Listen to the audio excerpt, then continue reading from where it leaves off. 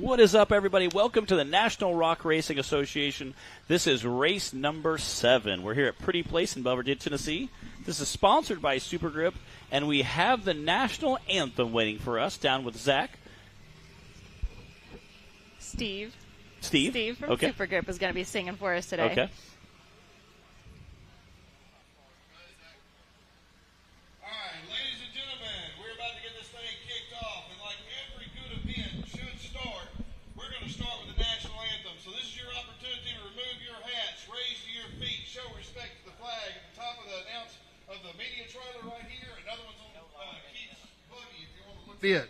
As a special treat, we have world-famous recording artist Steve Allen here to sing, and y'all are in for a real surprise because he's good.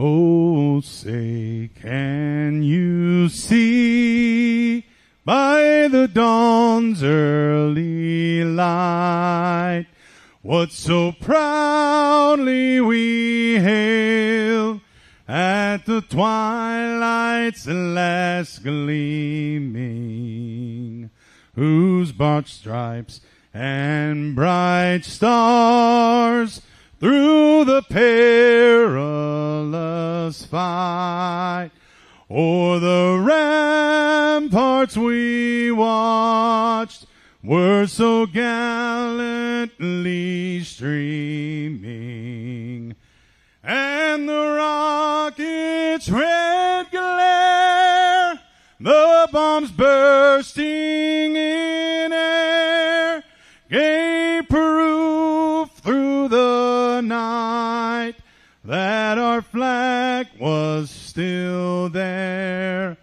Oh, say does that star-spangled banner yet wave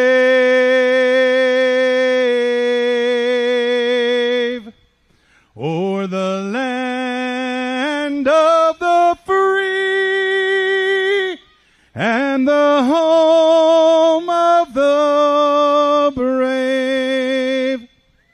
Keep it going. Great job. Man, I tried that one time, but I sucked. Y'all go to YouTube. He's got his videos out and songs and everything. Show him a little bit of love. Steve Allen Band and whatnot. We're going to have a lot of fun today. There's going to be a lot of carnage. We had a lot yesterday, but I bet we have even more. These guys are going to send it. These are some fast hills. Y'all be on your toes. Watch for rocks. Watch for dust. Try not to get choked out. We got about 5, maybe 8 minutes before we send somebody, so y'all get in your spots. We're going to send it right back to Bree and Matt in the studio so they can talk to the people that weren't fortunate enough to be here. All right, guys, and we want to start off with a prayer as well. Thank you, Steve, for that national anthem. And before we go any further, let's bow our heads and pray. Heavenly Father, I thank you for this beautiful day, for the freedom and opportunity to be in this place, to enjoy your creation, to enjoy the sport that we all love and all the people involved. I pray that you would keep your hand of protection on every person in this place and bless our day together. In Jesus' name, amen. Amen. All right, guys, we are ready for some racing here at Pretty Place. Like Matt said, we're in Belvidere, Tennessee this weekend, presented by SuperGrip. Big ol' thank you to them and to all of our sponsors for helping us do what we do here with the NRRA. We like to start things off right here with this series, and that means the anthem and a prayer to us. And we thank you guys for joining us here today on Hillside Live. We got a full day of racing ahead. Matt, can you give us a rundown of the classes that we're going to be watching today? We have 5 classes racing today. Yes, we had 2. I know you're in camo, but we can still see you. We have a ton of packed-out categories, as well as Bree was talking earlier. We have a ton of late entries as well. We have a ton of people racing in all our classes. We have limited and unlimited bouncer. That's kind of the big dogs. Those are the big tires. That's everybody wants to see.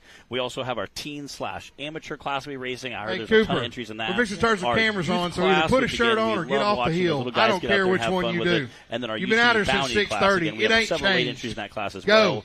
We have a long, fun, action-packed day of racing coming your guys' way, and I think the hills are going to be fun and quick. But you never know what a day holds. We've seen several rollovers just literally through the cartwheeling through the finish line. Yeah. So we'll see how today shakes out. That's right. And we talked about it a little bit yesterday, but after our last event, which was in West Virginia at the Good Evening Ranch, there was a lot of carnage. It was tough. It's a very rocky park that we race in there. And while it made for some super exciting racing action, I'm sure our drivers might also appreciate not having quite as much carnage and breakage this time around. Have a little break from that. So I think we are going to see some quick runs today, but definitely still a good time and some very entertaining. Like you said, we already had some yesterday. We had some photo finishes rolling through the finish line. A lot of wheels and tires getting left out on the course. A bunch. It was good times, and that was with our UTV stock and UTV Cup classes that raced yesterday. So I'm looking forward to what our classes bring out for us today. Again, it was nice you talking about. Pretty Place is a great place, a lot of fun course. Back in West Virginia, we had a lot of carnage, so we've had a few weeks off. So guys can kind of put rigs back together, make some corrections, make some upgrades, anything going on. And that little summer break is nice. Let all the families get families vacations worked in. Right before everybody kicks back, coming back to school, we have a little bit of a break, which is really, really nice. So I know we have some guys that literally, like Dan Bowman, who was in Florida on vacation, literally drove back, picked up his bouncer tee, and drove straight here. He's like, we're just doing a long vacation, They were saying he's going to be on for like 12 days total. I'm like, it must be rough. I said, when I grow up, I want to be you. He started laughing. Go to the beach and then go racing. I mean, that's hard to beat that. Pretty much. Well, thank you guys for joining us here on Hillside Live, both our online audience watching from our Rock Racing TV YouTube channel and to our television audience joining us from the Power Sports World Network. We're glad to have you guys here with us. Hopefully you'll be able to hang out for most of the day and catch all the racing action. If not, you can always go back and rewatch that on the Rock Racing TV YouTube channel. We're going to start off with our UTV Bounty class today. I hear Buggy's getting fired up, and I think I see who we're going to have coming to the starting line for us to kick things off. We've got a great lineup of drivers in all of our classes this weekend. I think we had like 100 drivers signed up across all of our classes, and everyone races 2 courses, so that's 200 passes being made out here today on this hillside on the Mickey Thompson Mountain. So we had just 2 of those classes go yesterday, so 5 more today. Good times. Yeah, I'm pretty excited. And again, I think that, like Bree said, there's going to be a ton of racing. Most of the courses were pretty quick yesterday with the UTV stock class and the UTV Bounty or the UTV Unlimited Cup. So really quick times. We did see some crashes. And again, anytime you have racing involved, even if it's an easier course, I put in very heavy parentheses, even if it is an easier course, you still have a lot of carnage. You have a lot of breakage just because the guys are pushing so hard, so fast. But I think today's going to be a lot of fun. They came down to water this morning, which we really appreciate. We watered and sprayed some water on to kind of keep that dust down. We saw right at the end of yesterday, the dust was getting stirred up, so we appreciate that. But today's going to be a great day of racing, and I think we're going to have a lot of fun. Make sure you guys stay tuned. We got a long day of racing. And with that, let's head to the starting line. I see Dan Carter on the race line starting gate.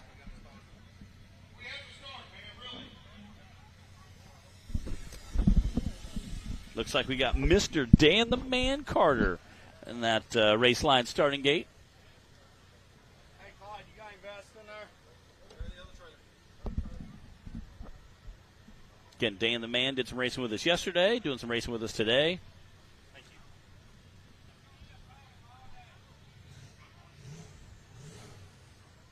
Again, they brought this chassis out, L&W Fab. They brought this chassis out about halfway through last year at Rush Off-Road.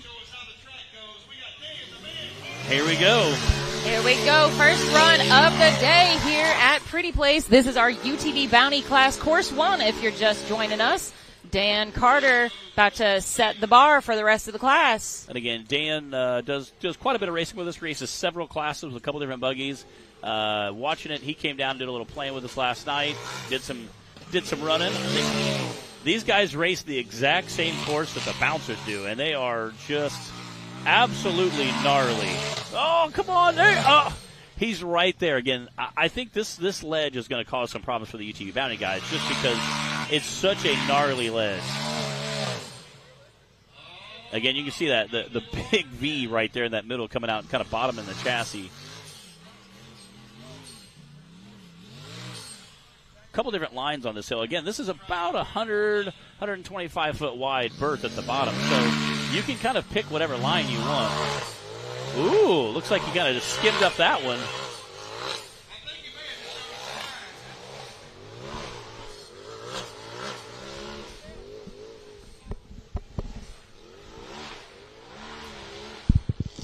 Dan comes out of Alabama to race with us. We talked a little bit yesterday about some of the rigs. We've often seen him show up with 3 different buggies to race 3 different UTV classes. And one fun fact about Dan is he's one of the very few drivers running the Cup class using electric power steering instead of hydraulic steering. Yeah, which is awesome. Again, it's very interesting to see kind of the ingenuity some of these guys pulling with. That's an 87.345 for Mr. Dan Carter. This is just such a gnarly course for these guys. I think the bouncers aren't going to have as much trouble with it, but again, I think the UTV Bounty Series, these guys it's such a violent, rough course. The ledges are so big. It's pretty impressive. And you can see a couple of them down here getting staged.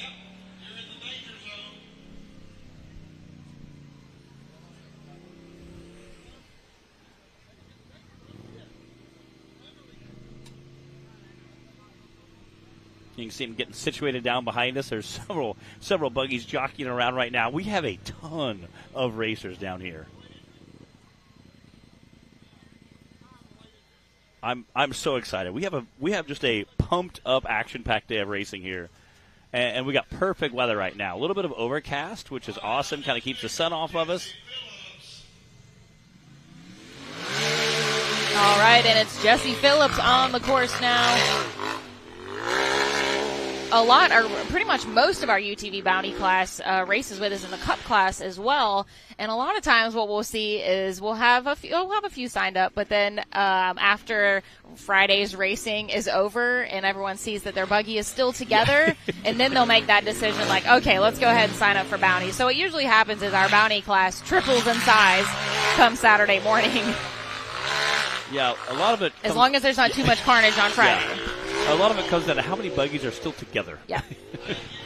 And we've got a good long list today, so everybody is anxious to get out here and have some fun. Jesse Phillips driving wasted wages, or as I like to say, well-spent wages. Yeah, well spent. Oh, wow, little bumpy exit there. But 53.984.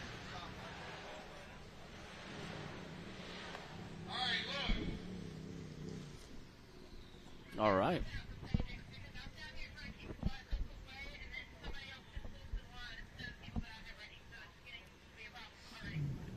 Again, you can see them down there jockeying all these buggies around. We have a ton of bouncers and side-by-sides here today. I'm so pumped.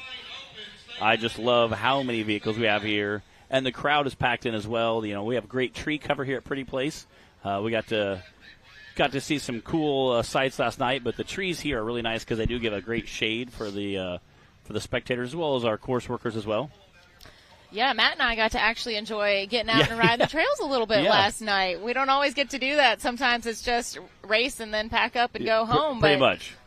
We got to hit the trails and explore the park and find some cool. There's cave and waterfall and all kinds of fun stuff we got to check out. So y'all come and hit up Pretty Place Off-Road Park if you're in the area and looking for a good place to ride. Yeah, it was pretty awesome.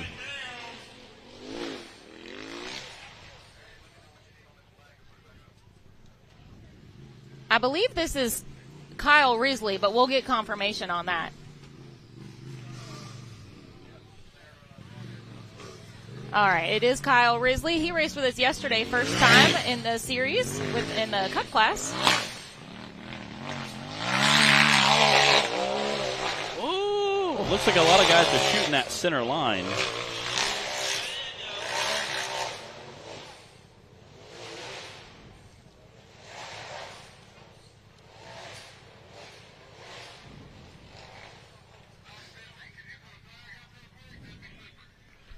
Definitely making quick work of this course. Again, that first line we saw Dan have trouble with and kind of scoot over a little bit. We've seen everybody kind of taking that second line he had and was able to make success on.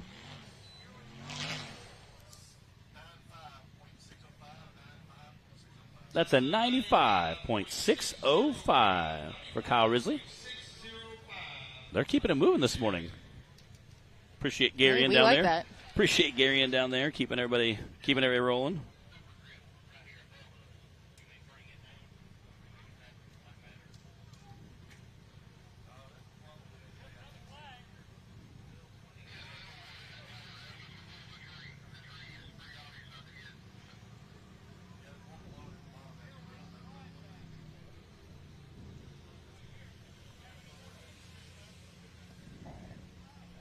If you're just a little late to the party, guys, well, you haven't missed much. We've had 3 drivers go so far. We've got our 4th sitting on the starting line right now. This is course 1 for the UTV Bounty class. We are here at Pretty Place Off-Road Park in Belvedere, Tennessee this weekend. That's near Winchester, Tennessee. And this is round 7 of the NRRA, which means we're on the back half of the season, winding down. We've got 3 season races left. And then we do have our bonus event, Battle of the Bouncers, after that season is over. So it's always so crazy. It feels like the season drags on forever, like when you're in the middle of it. And then we hit like the 7th-8th race. You're like, what happened? And then all of a sudden it's just over. Yeah, it's like, wow, I feel like the season flew by.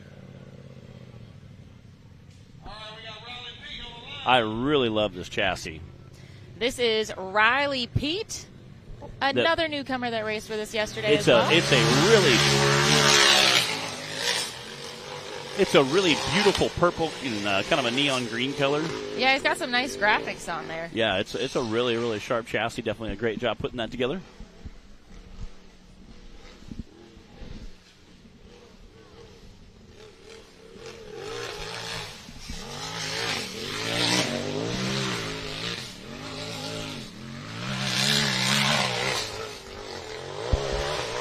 Matt mentioned this earlier, but if you are new to the series, our UTV Bounty class races the exact same course as our big bouncers. Yeah. So this is the most challenging course that we have for our UTV drivers.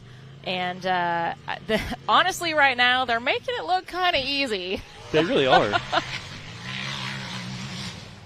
and 54.703 for Riley Pete. And I think that's a testament to the drivers and the rig Absolutely. capabilities. I think that, I said they're making it look easy. Yeah, no, that doesn't mean that it is easy. Yeah, these guys are doing a great job. And I think you're right on. They are making it look incredibly easy. However, these rigs and the drivers are becoming so incredibly impressive. Yeah. With just how they navigate a course, how they can pick their lines, the machines, the shock suspension. This is Pete Deck out on the course now. It's been a little while since we've had Pete joining us for a race. Glad to have him back out here.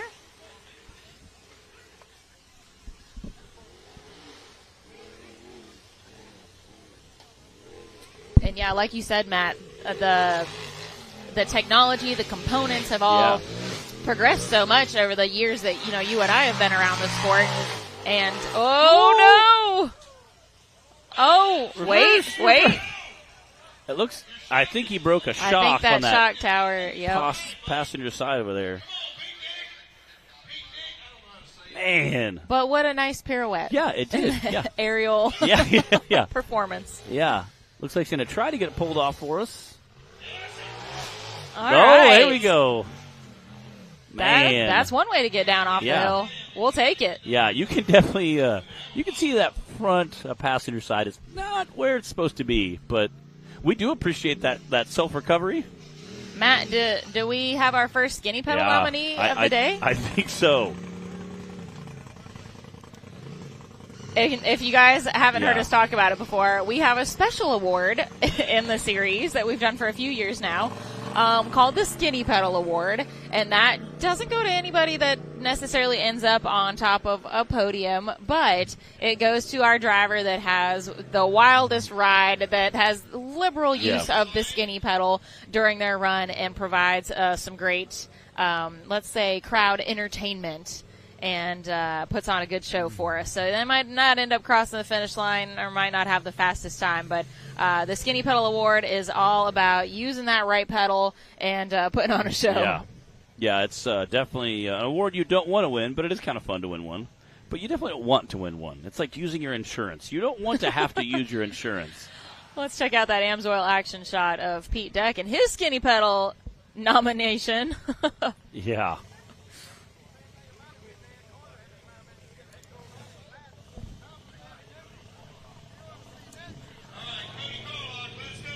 This is Cody Carlock now.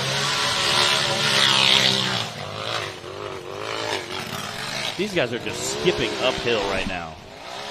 Making that SuperGrip Stone section look too easy.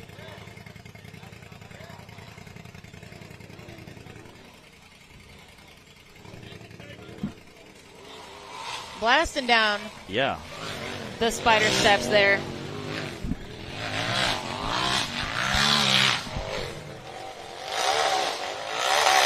Oh, man. There's a giant hole where that rear driver's side tire is at. So you kind of have a little bit more momentum there. Oh. Man, you can see that the back end kind of dropping that hole. That front tire was just a few inches off the ground. But well, and after just watching what Pete did, he doesn't want to. Cody doesn't want to have that same ending. Oh, there it is, right there. Perfect. So it's a fine line between enough momentum to get yourself up and over, but not send yourself straight up into the air either. Yeah. And again, these guys are taking more of a middle to a left line side. I think we might see some of the bouncers take that far right line just because of the simple tire size. Nice smooth exit there.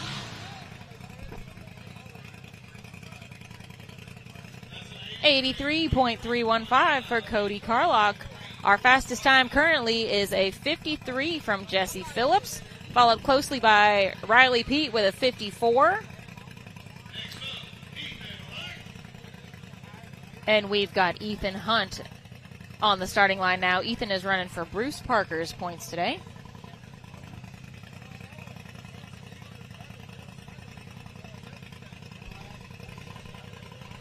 Let's look at that top five real quick. Jesse Phillips in the lead, followed by Riley Pete, Dan Carter, Kyle Risley, and then Pete Deck with that unfortunate DNF.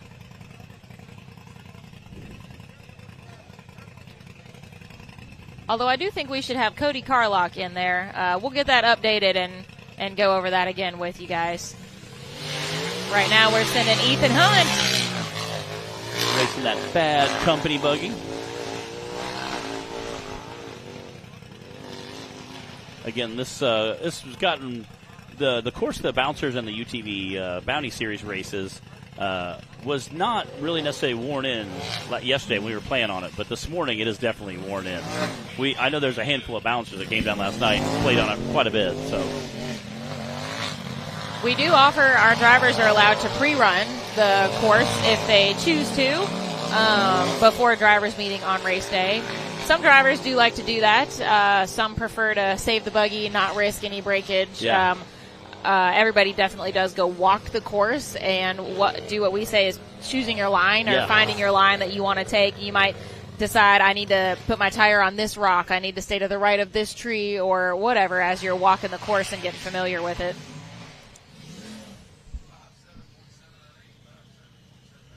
that's a 57.798 for Ethan Hunt.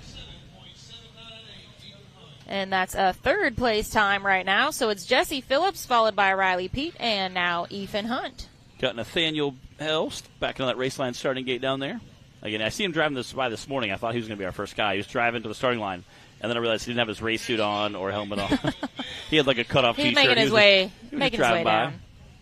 Nathaniel is leading in points coming into this weekend in the Bounty class with a 27-point lead.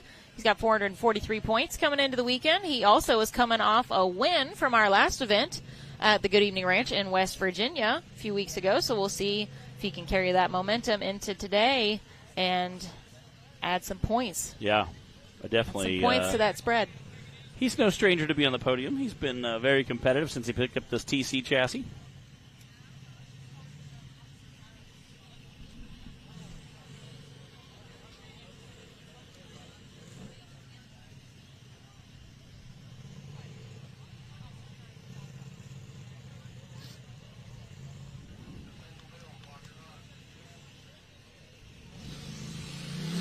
There he goes.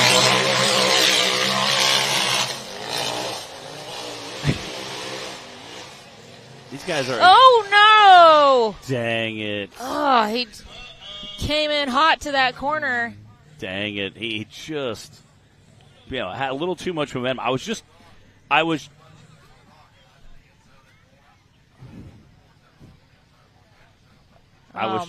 to say that these guys are literally skipping uphill. But, man, that stinks. So Clyde pointed out that since I was talking about our drivers walking the course and picking their line, there's a rock on the inside of that turn, that right-hand turn that Nathaniel just made up there, and it'll catch you. Oh, yeah. Dump you over if you aren't watching for it. Yeah. Got Let's this Amsoil action shot here. Again, you can see the buggy right as he starts to kick a little bit of a turn there, a little bit too much momentum, and just kind of kicked him over. Man, you hate to see that, especially on such an easy place right there. Well, and especially when Nathaniel's sitting in the lead right now, Yeah. coming in. Man. Gonna be interesting. Now, Casey Howell is in second place, the one that's 27 points behind Nathaniel right now. Casey has a 111-point lead over third place. So it's going to be Nathaniel and Casey battling right now as we head into – anything can change, though. A couple of DNFs will really shake things up. So. All right, here's our top 5. Again, this is after about halfway through the UTV Bounty class. We got Jesse Phillips sitting at number 1 spot, Riley Pete sitting in second, Bruce Parker sitting in third, Scotty Carlock sitting in 4th, and then Dan Carter sitting in 5th. And that was Ethan Hunt racing for Bruce Parker's position. We got a handful of stunt drivers today. Yeah. In a bouncer class, we have like 5. We've got a lot of stunt drivers filling in for somebody else's spot. We've got a couple buggies being shared. Yeah. And throughout the classes, we've got a lot of late entries. So we have a very fluid drivers list today. We have a very fluid situation happening today. It's going to be very liquid. We have drivers hopping into places. Again, you can see him get him. Nathaniel Bell flip back over there in the woods while we get our course cleared up.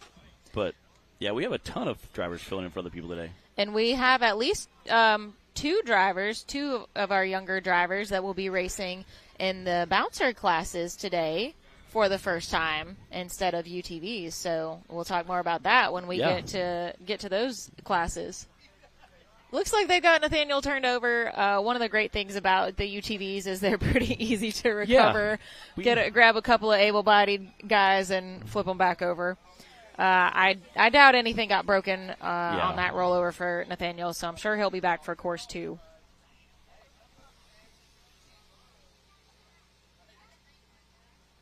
Yeah, I think it'll be pretty simple. But we do I do appreciate our recovery crew heading out there, getting everybody flipped back over, taking care of it. Absolutely. We always want to give a big shout-out and thank you to our recovery crew and staff and our volunteers, everybody that is willing to put a vest or that orange shirt on and be on standby, ready to run out and keep everybody safe and keep things moving smoothly for us. Yeah.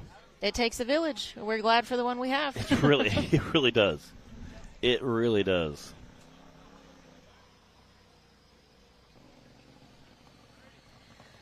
While we get somebody else lined up, I want to say welcome again to anybody that might be just joining us, new to the party here. You guys are watching Hillside Live. I'm Bree Molitor. I've got my trusty co-host, Matt Holt, with me, as always. And we are watching some UTV bounty racing here at Pretty Place in Belvedere, Tennessee, for round 7 of the National Rock Racing Association. And we've got 4 more classes that'll be running today, too. So we are settled in for a day of some exciting racing here at Pretty Place. Let's head to the starting line. I see our next contestant getting into place.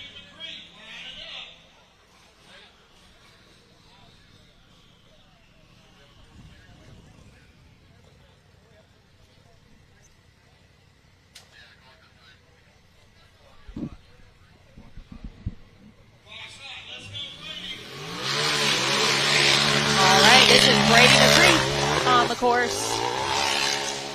I got a chance to look at this buggy this morning. Incredible craftsmanship, as well as the fact it's kind of approaching a teal color there. It's a little more green in it, but it's getting close. That's all it takes to get to your heart, isn't it? It Matt? is. That and snacky snacks. I'm going to go ahead and say I think Brady is probably our youngest driver in the UTV Bounty class today. Or definitely one of the youngest. But you can't tell by watching him drive, that's for sure. He's been getting that seat time. And he's one of the drivers that I kind of teased saying, we're going to see him in a bouncer today. Word on the street for the first time. That's what I heard. It's going to be pretty exciting. Yeah, I'm really excited to see all the new drivers. We got some young drivers. We got some new drivers. There it is. He had to go to the left and find that line. Good job, Brady. We do have just a couple of drivers that race UTV Bounty as well as Bouncer. But for those that do, they're running the same course. Yeah. So they're getting some nice practice out there in the Bounty class before they hit it in the Bouncer. Again, which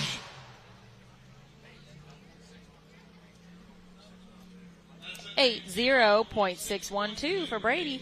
And again, there's not obviously the side-by-sides and the Bouncers don't handle exactly the same, but they are very similar. So, and again, biggest thing is learning the course. You know, Brandon talked about why That's right. You got to know where you got to turn. Yeah, he said he'd wanted to race a couple of different courses, but he said the problem was it got to where he was running so many courses that he said I had trouble losing the track of where I was going. What course do I turn right? Do I turn left? Am I going uphill? Am I going downhill? So he said I just simplified it. We're going to race stock and basically the big body class. So and very wanted to keep that kind of simple. Got Austin Tidwell here ripping off that race line starting gate. There's a little crossroad, a little access road about halfway up that hill. You can see guys are kind of launching off that, throwing a little bit to the left, but. Yeah, we are so thankful for our drone footage. Shout out to Dearborn Drone Co. for that, and for all of our fearless cameramen and women for helping us get this footage and get the shots. But nothing can compare to being here in person and seeing the scale, the steepness of these hills, the size of the ruts and the ledges and the rocks that these guys are going over today, the obstacles that they're contending with. We do our best to bring you guys a full picture of that, but you got to just trust us when we say it's steeper and more difficult in person than it looks on camera. Yes. Again, I think it's the second course. How far you're up when you go loop that tree on the second course is just insanely high.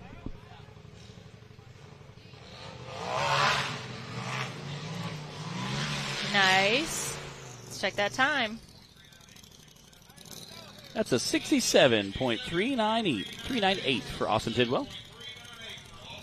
So Jesse Phillips, our first driver on the course today, set the bar high and hasn't been challenged yet. He's still hanging on to the lead with that 53 right now. Yeah, he went right behind Dan Carter, and Dan had some trouble on that first big ledge. Oh, that's right. Dan did start us off. You're right. Dan went to the far right, which I think is what all the Bouncer guys are looking to do this afternoon. And then he tried kind of that middle side, and again, I don't think we've seen a side-by-side yet not shoot up that middle area somewhere. So I still think we'll see some Bouncers go to that far right side. I know we have some very, very fast guys right out front. Looks like Clay Cason's going to be running the very first guy. So I know he's going to get out there, and he's incredible. Wow. Speaking of incredible, look at that view. This is Pretty Place in Belvedere, Tennessee. That's not too far from Winchester, if you're familiar with the area. And we want to just give a big shout-out and thank you to the crew here at Pretty Place, to Johnny and his staff for working hard to clear things out and get everything ready for us and host this event. They did a great job getting everything set up for us. Yeah, those drone shots are just incredible. And this is Gary Nash.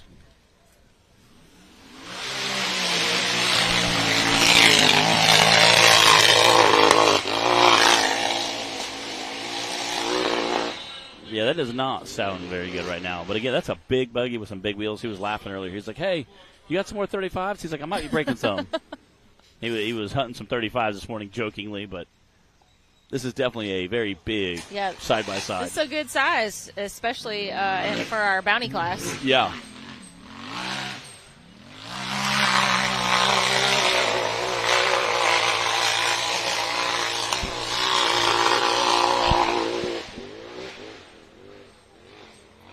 Yeah, I'm really interested to see that the lines that the Bouncers take, if they're going to be comparable to the UTVs, just because the spacing on some of these rocks is kind of interesting.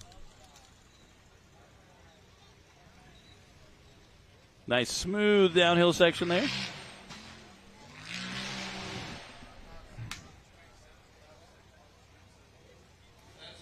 .287, very solid time from Gary Nash. We've got just a couple drivers left, and this is course 1 for UTV Bounty.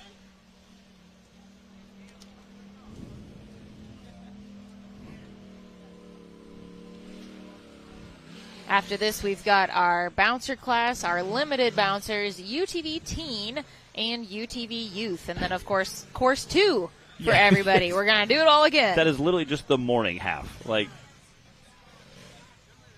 all right, let's see where things are standing right now. Here is our top 5. Currently, Jesse Phillips hanging on to the lead, and Riley Pete in that second place still. Gary Nash moving into 3rd now, and then Ethan Hunt racing in Bruce Parker's spot, and 4th, Alston Tidwell rounding out 5th.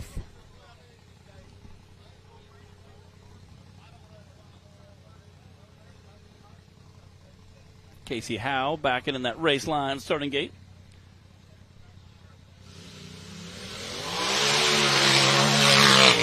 Casey Howell coming off a second place finish at our last event in West Virginia, and also second in points coming into this race with 416.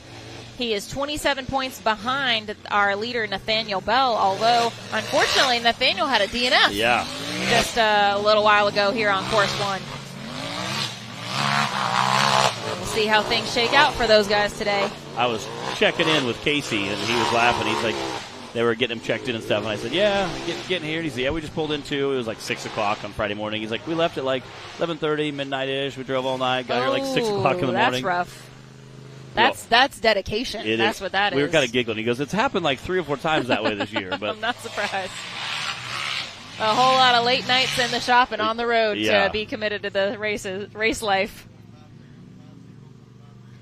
50.530, and that late night driving was worth it because that's our new fastest time right now from Casey Howell.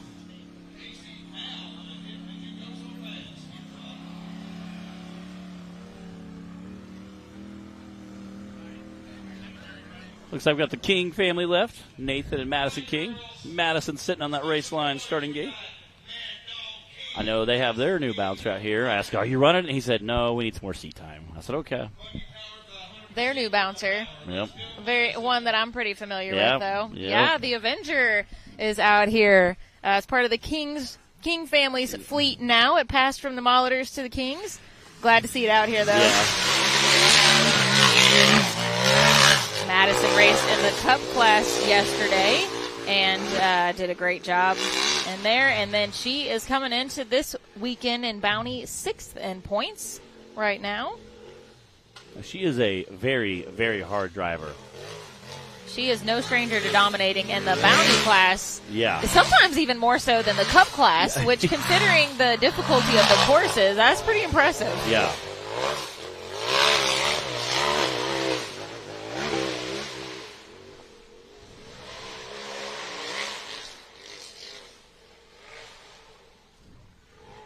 Again, these turns are not super crazy up there. Nice smooth section going downhill, and that last drop-off is pretty violent. But luckily the buggies have a pretty good suspension, so. Ooh. That's a 50.971. Whoa, she is right behind Casey Howell, who had a 50.5, and Madison now with a 50.9. Wow. And then right behind Madison is Nathan. He's coming in. I heard the horn. He did, yes. General Lee. I was telling him yesterday, I said, I didn't know who's in the starting gate until I heard the horn. I was like, I know. I hear it. All right, let's check out our top 5 again now. Casey Howell moving up to the top spot, followed by Madison King, pushing Jesse Phillips down to 3rd, Riley Pete in 4th, and Gary Nash in that 5th place spot now. Nathan King pulling into the starting line. We might be about to see another change up to the top 5.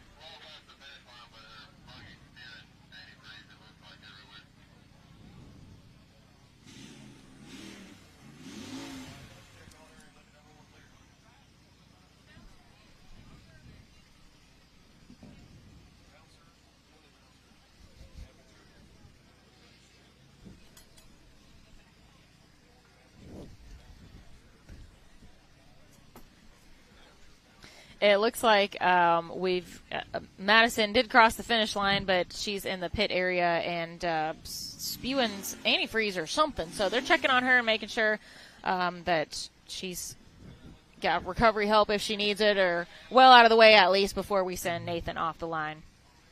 Bree just showed me Dan Carter's profile, and it said, like, great occupation, pie tester. And I feel like our kids have some really great ones too. Goldfish sitter. Yes, I had our drivers fill out questionnaires for me, and Dan Carter put under, what do you do for a living? Pie tester. Pie tester, yeah. I love that. That makes me so happy. All right, Nathan King is going to wrap up course 1 for UTV Bounty. Let's see if he can move Casey Howell from that top spot. Not to mention his sister Madison. Yes. Ooh, caught a tree a little bit there.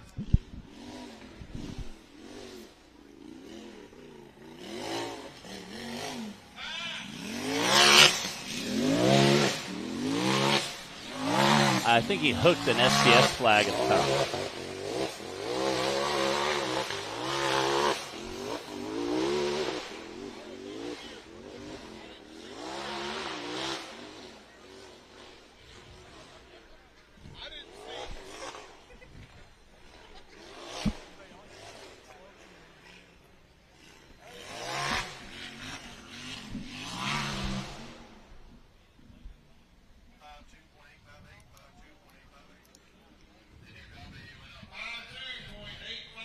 .858.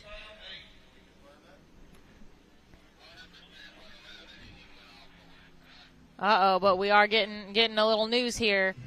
It seems like...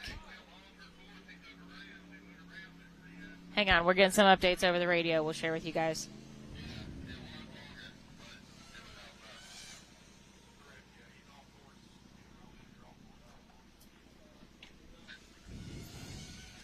All right, unfortunately, Nathan did get off course. He went to the outside of a flag, and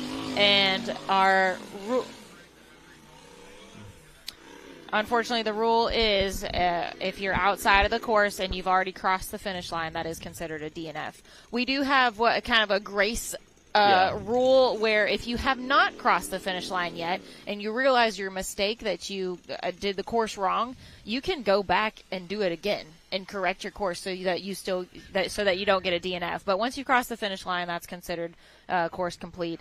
And unfortunately, being outside of the banners, it's not running the course the way it was meant to be. So that is going to be a DNF for Nathan King. We hate to see that for him. Yeah. It is easy, there's a lot to keep up with out here on the courses. So, but he did have a great run. Let's take a look at our top 5.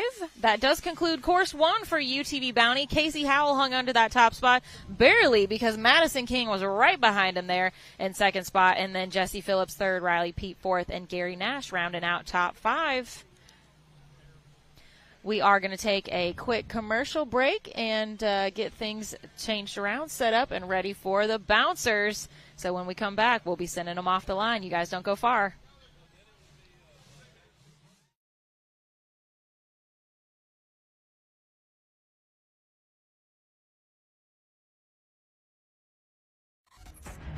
The Mickey Thompson Premium Mud Terrain is on the road and full of undisputed attitude. The Baja Boss MT. No compromises, ever. We are purpose-built tires for truck and Jeep enthusiasts everywhere. All mud tires are not created equal, and here's the proof. Powerply XD construction, asymmetrical tread design, extreme side biters, and more.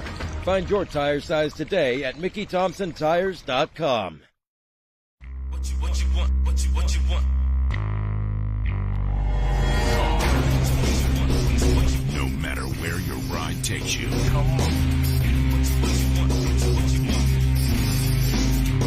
Whether it's a quick trip or a slow climb.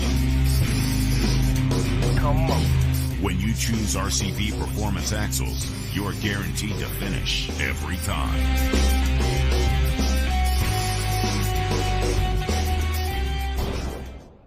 So So we have 3 different beadlock wheels that most of our guys use. We have the teardrop, we have the twisted, and then we have the twisted black. So we have a machine version of the twisted, then we have the black. We have these in 14 and 15 inch, all 4 lug. But we'll be coming out with, in addition to some of the tires I was talking about earlier that we're coming out with, we're going to have a new line of wheels come out. Some of those will be 5 lug to keep up with some of the new manufacturing that's happening in the UTV world. But the beadlock wheels that we're selling right now, Rock Life and those guys carry these as well. So right now we're having some specials on them.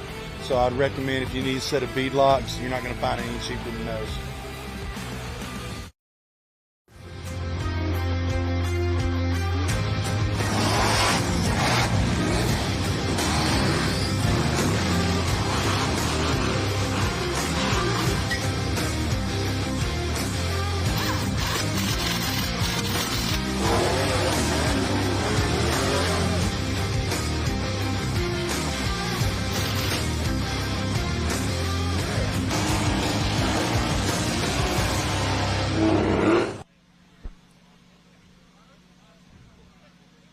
What is up, everybody? Welcome to the National Rock Racing Association. This is the 7th race of the season.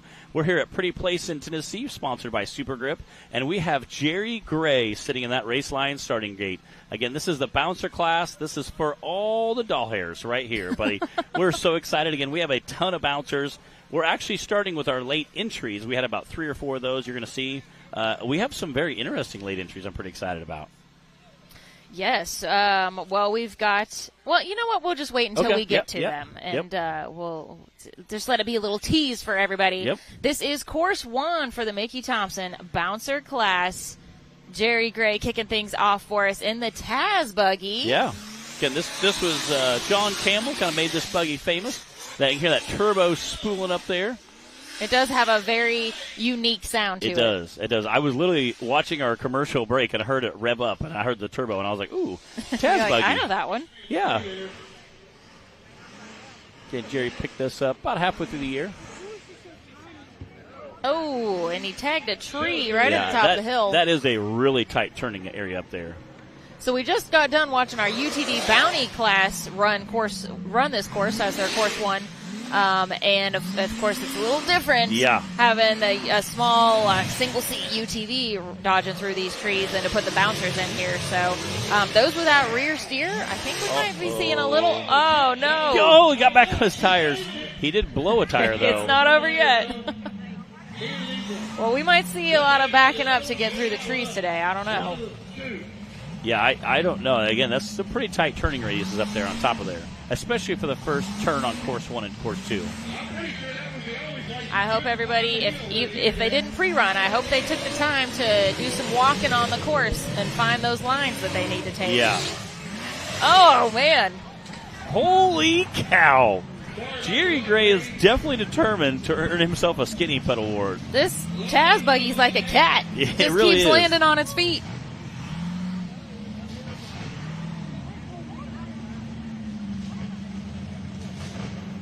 We've seen a lot of tire carnage already with yesterday's racing. Obviously, that's still going to be an issue today. A lot of rocks here. Yeah. We pretty much grow rocks in Tennessee. It's just kind of one of our crops around here. Yeah. So it's a very rocky hillside.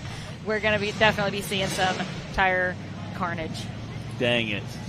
You hate to see that for Jerry Gray, but we do have an awesome Amsoil action replay. Again, coming up there, you can see how that front end, it's just standing the buggy straight up right there, and that's that big lip he hit. Kind of hooked the front of the buggy. Luckily, he was able to roll back and put it back on all 4 wheels, but right there blew that front driver's side tire.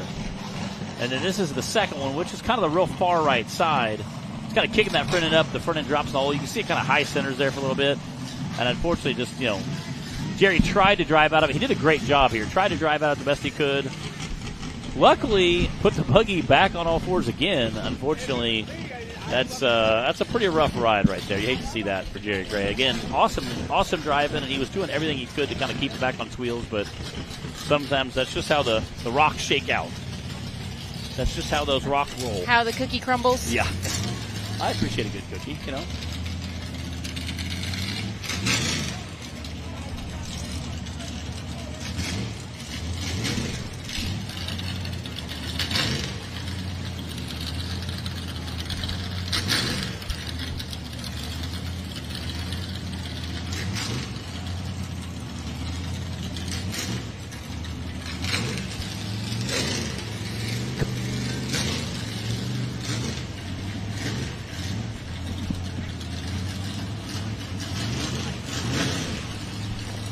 All right.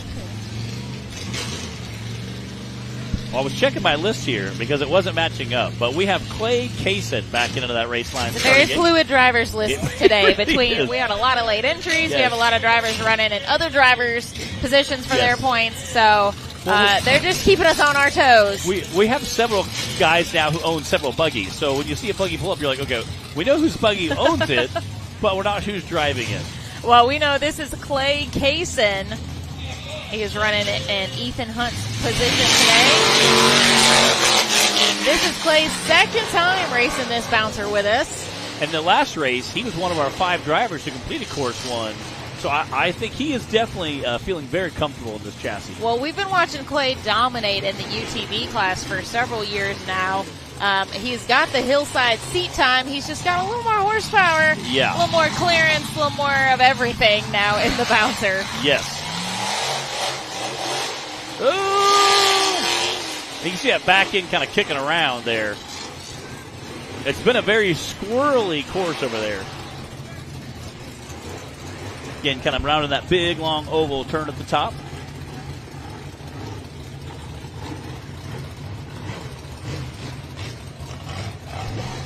You guys might recognize this buggy as stand back as well, a TC built chassis. Let's check that time. 52.982, and that is our first time on course number 1 for the bouncer class. All right, Clay set the bar for everybody else, and we've got a lot of drivers still to come. I'm looking at a very full drivers list, which we love to see, and we have some new names, some returning names that we haven't had out here in a while with us, and a couple even, or at least one first-time bouncer driver. So it's going to be a fun day of racing, guys. If you're just joining us, welcome to the show. You are watching Hillside Live with Bree and Matt. Welcome to our online audience on our Rock Racing TV YouTube channel. Welcome to our television audience on the Power Sports World Network. And hope you guys are able to hang out with us for most of the day and catch all the racing action. We're just 2 drivers into course 1 for the bouncer class. We completed course 1 for UTV Bounty. And we've got 3 other classes still to come as well. And again, it's interesting to see. We have bouncers literally packed everywhere right now. I mean, Clay pulled all the way up the hill and pulled out of the way. There's 3 or 4 sitting on the access road up there. I mean, we have bouncers packed in everywhere. I see Brandon Davis pull up the line, and this is Brandon's brand new debut with this Ultra 4 car here at our race. Again, he bought this a while back. They took time building it. He's raced 2 Ultra 4 races. He finished 2nd place at this last Ultra 4 race. Brought it down. He had sold his independent front suspension buggy, Menace, so he's racing his Ultra 4 car this weekend. Again, it is a independent front suspension, but a straight axle weir, very similar. And this is an all-terrain tire that they use in Ultra 4 racing. It's still a Mickey Thompson. He's a Mickey Thompson driver. However, it's not the Baja Pro X, which we're used to seeing a lot of bouncers on. And I was asking him last night, how is it doing? He said, right now it's doing very well. I said, how about the ledge? How did it climb? He said, it hung right up. He said, I think I'm going to have no problem just pinning it right up. So I really am excited. This is kind of a center seat buggy. For those of you aware of UFO cars are independent front suspension, straight axle rear. A rear mount engine, so it's kind of a mid mount engine, but it's definitely very far back. The engine sits behind Brandon. Which that in and of itself is not a real common feature out here. We've got a handful of buggies that are rear engine style. It is definitely a little weird to see Brandon racing something other than Menace. Not having him in that out on the hills. But man, this is a good looking buggy. Matt, everything you just said about it, that's great info for us. And kind of can tell us why this style, why it looks a little different. It's an Ultra 4 built car. Doing some rock bounce and stuff. Yeah, it essentially looks like just a larger version of a side-by-side, really. And again, just zips right up it, you know. I asked him, what's one thing about it now that you've had a couple of races, what's the thing about you wish you could change or would do a little differently? He said, more power. I'm like, I feel like everybody. Always. That could be a static answer for everyone. Just more power. But definitely making quick work of this course here. In that independent front suspension, kind of soaking everything up. It is, and it's just clinging to the hillside. It's hardly a bounce, not going up in the air at all. Wow. And with a 5:1.709, that is our current fastest time, and a really, really smooth run from Brandon Davis. Very smooth run.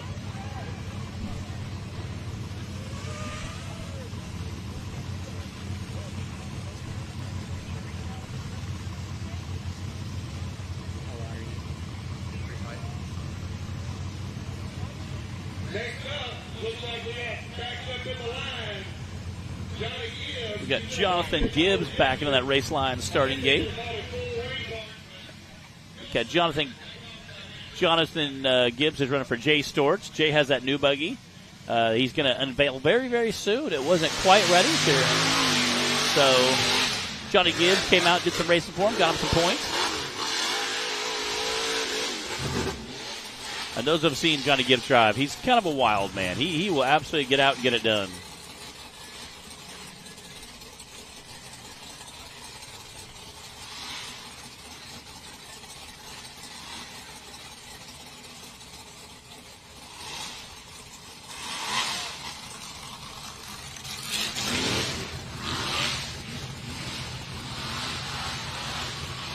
It looks like his front left tire is not turning. Something is not right here.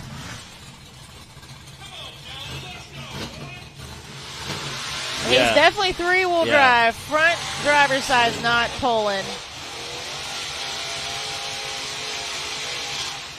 He also missed the RCV, or missed the Mickey Thompson flag. Yes, so. He unfortunately is off course.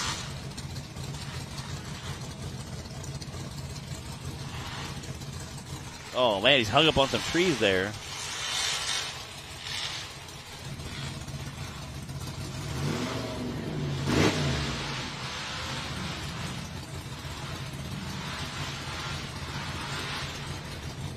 Again, he is battling his way through in three-wheel drive. We're getting confirmation on whether he is off course.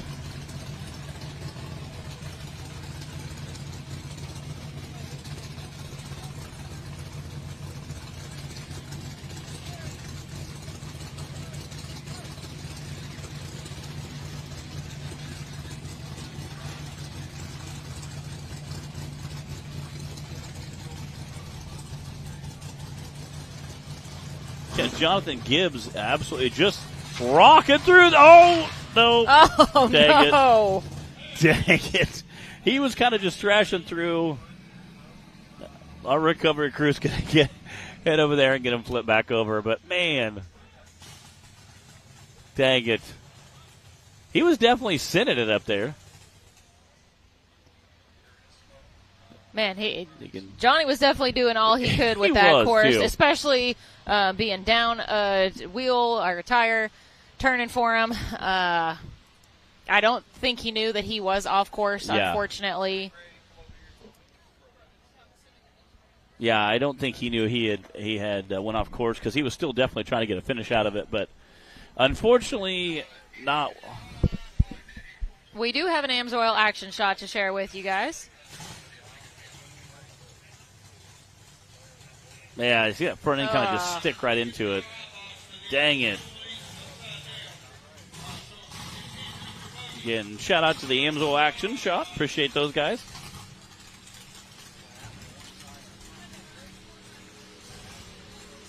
Okay, yeah, again, what they were talking about in the Rios just then was a thing called an NRRA box, which stands for Remote Ignition Interrupter. And basically what it does is someone here has a radio and they're watching the race, and if a driver or a racer gets into a situation that can be potentially dangerous, let's say they get knocked out, the buggy's on its side, we can hit a button and it kills the buggy, and that way the throttle sticks wide open or anything.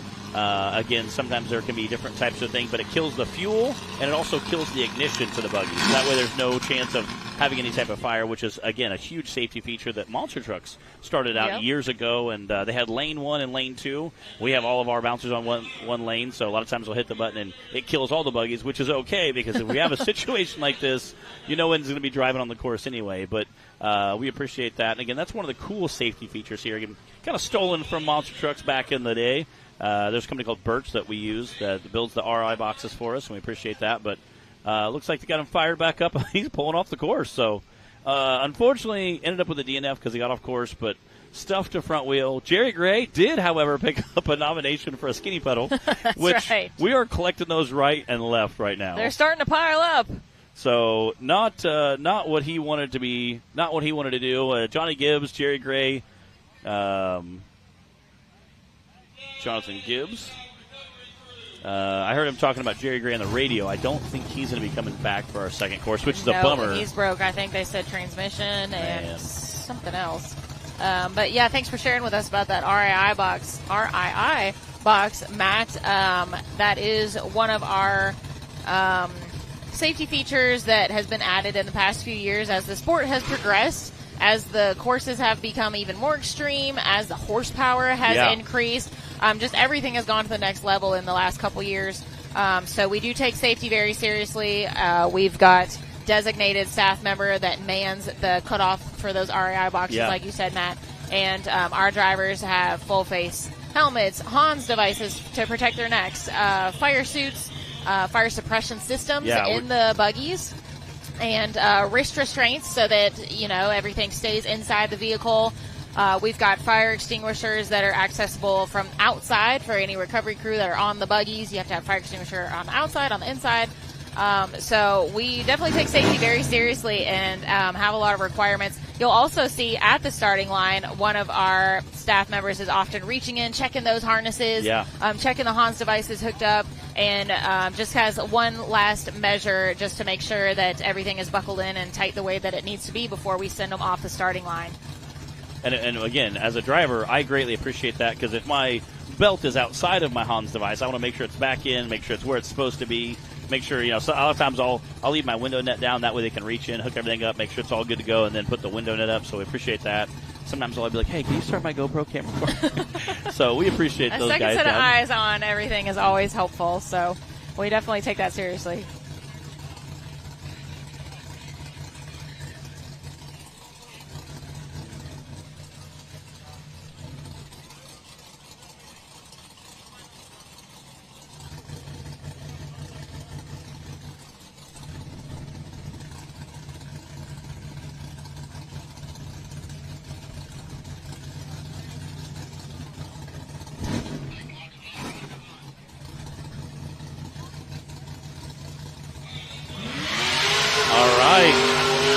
Is hot.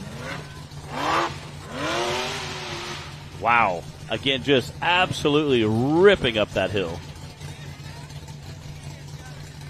This is Chad Gill out on the course. He is running for Clayton Smith spot today.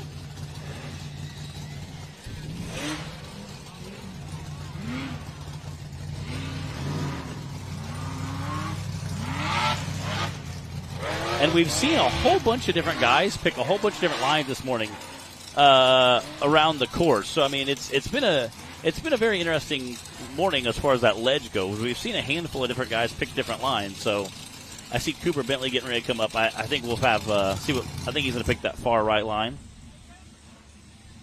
Nice smooth descent here. Kind of letting that front end suspension kind of just bobble as he rips down that hill. And we've already got another tire victim. That's a 55.296. But fortunately, it didn't slow Chad down. It did Still not. got across the finish line.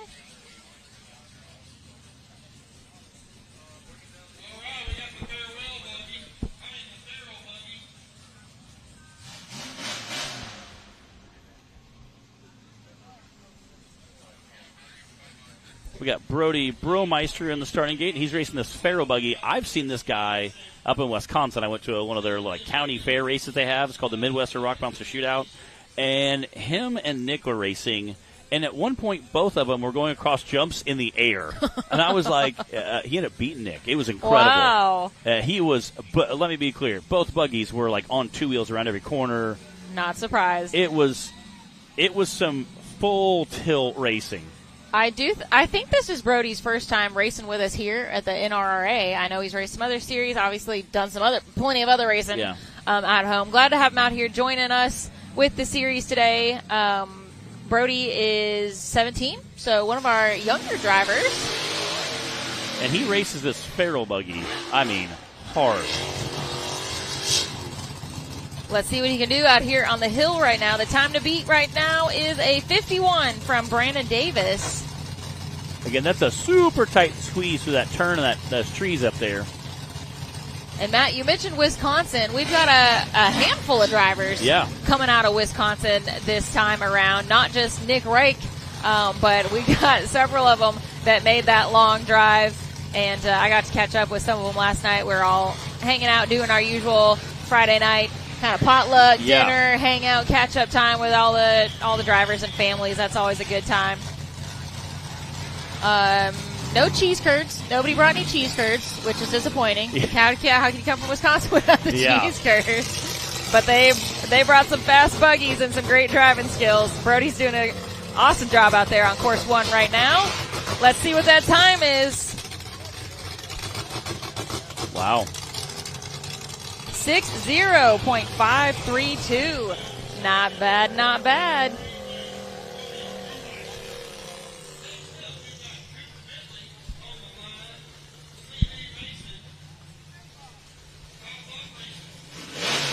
Cooper Bentley on the line.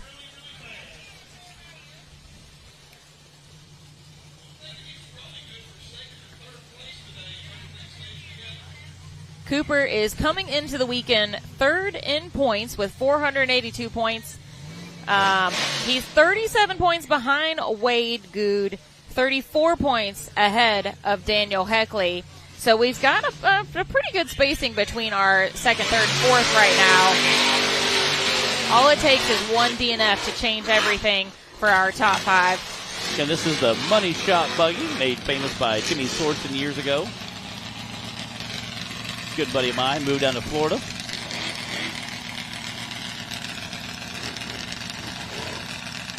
Cooper's cutting that corner tight.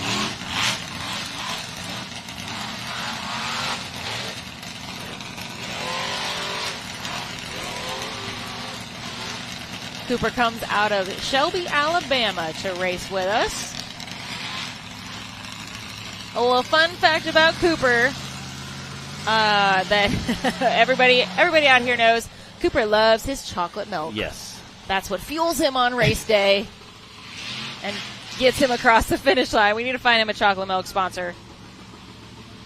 That's a 50.884. 844. He must have had a gallon of chocolate milk this morning, because that is our new fastest time here on course 1.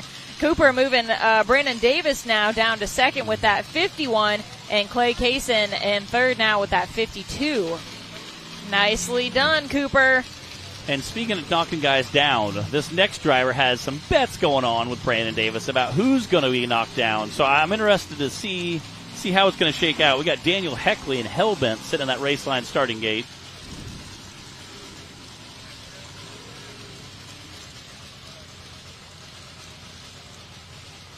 Oh, I think our starting gate needs a little nap. Yeah. It's going down. This thing has been through the ringer out here. Yes. You can imagine stuff sometimes gets run over, gets pelted with rocks. Usually we see it like saturated with mud so much we have to like almost power wash it off between courses. It's a tough life for equipment out here. Yeah. For real.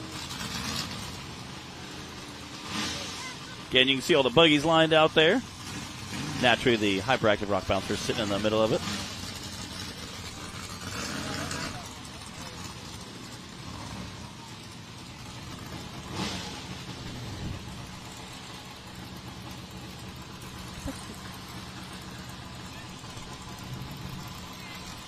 Getting a great shot of all the buggies, and you can see the spectators piling in behind them. Yeah, that's a pretty good lineup right there. That's only some of them, too. We've got more on the other side. It's crazy how buggies are just packed in here this week, and it's awesome to see. All right, guys, while we get that starting gate back up, before we send Daniel Heckley, we're going to take a quick commercial break, and then we'll be back to send him off the line.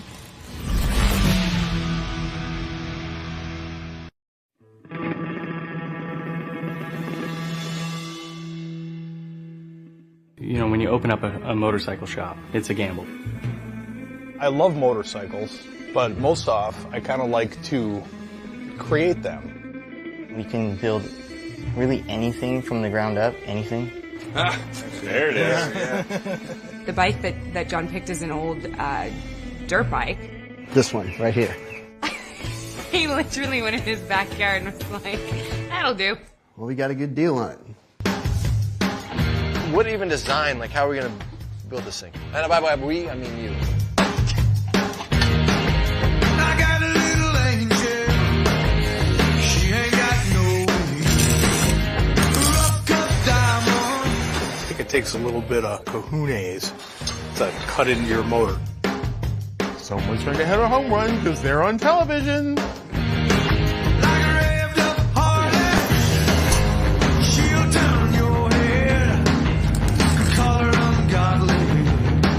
Get to see, you know, these parts that were around back then, you know, still alive and relatively well. And then how it all kind of comes together.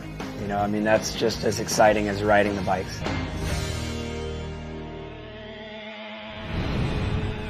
Oh my God. Are you kidding?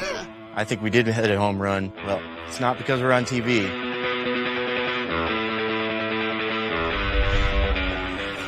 Make this bike my bitch.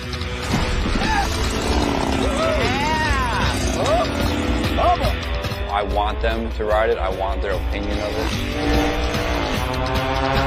At the same time, there's only one of those bikes.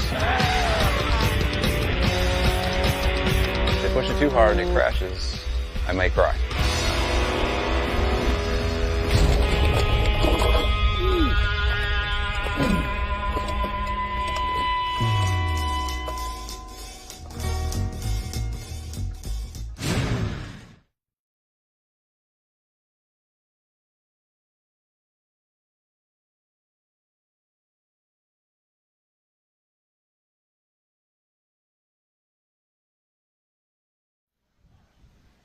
All right, we're back, guys, getting our race line starting gate fixed, getting the course clear. And we got Daniel Heckley sitting in that starting area. And we have literally everybody's waiting with, like, anticipation. We have Daniel. Looks like Wade's going to be coming up in a few.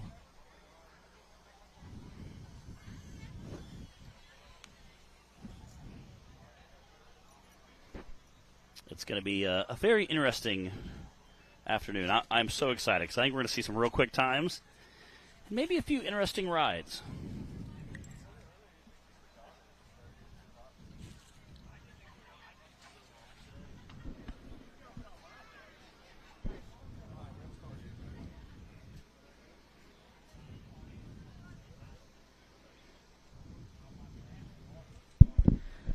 All right, our starting gate is back in action.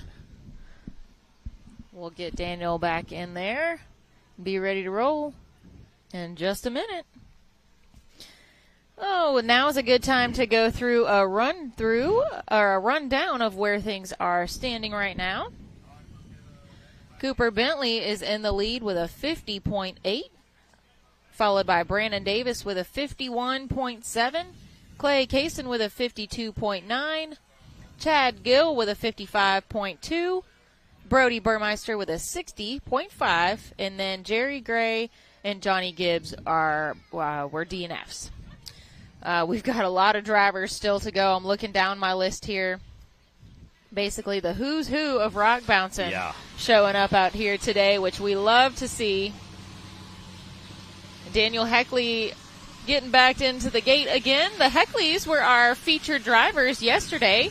Matt and I do something for fun called Featured Driver Fridays, where we rep a driver or racing team's shirts on the show, just to show our love for all of our different drivers and teams out here. A lot of them are generous and give us merch to wear, so we do Featured Driver Fridays. That was Heckley Racing yesterday.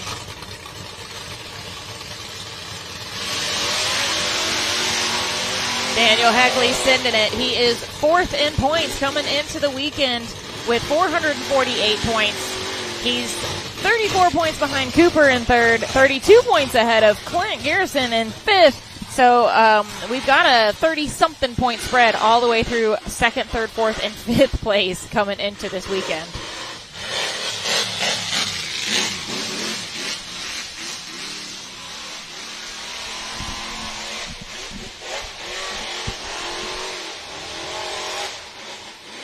Daniel also was on the podium with a 3rd place finish at our last race at the Good Evening Ranch in West Virginia. Nice smooth run going. Again, kind of just launched it up. Oh, speaking of launching it, and he stayed with it and got it through the finish line. That's a 52.231. Or sorry, 321. Again, not quick enough to take first place, but definitely a very fast time. That does put him in 3rd right now. Bump Clay Kaysen down to 4th. Yeah. And what a finish there. Yeah, wow. I think he came down, kind of pogoed a little bit, kind of bounced the buggy a little bit. But, man, that was definitely a wild finish.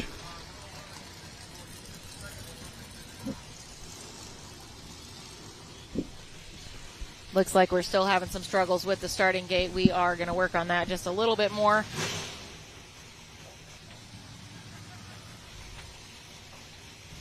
We've got Wade Good lined up, ready to go next.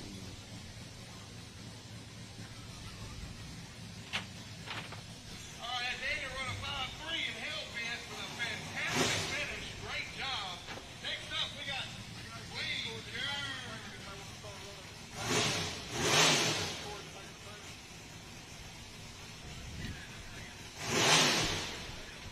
Good. All right, we got Mr. Wade Good. He's pretty good at racing.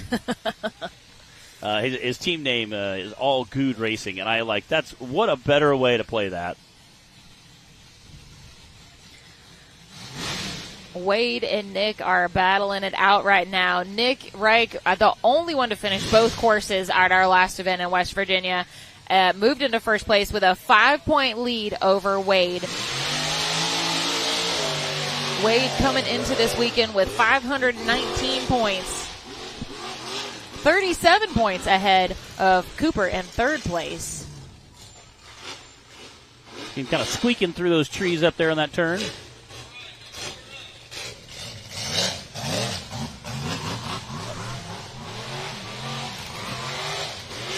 Again, we've seen both sides of this hill being utilized today. I mean, there wasn't a certain line guys picked, here or there. Everybody's kind of just done their own thing, and luckily it's worked pretty well for everybody.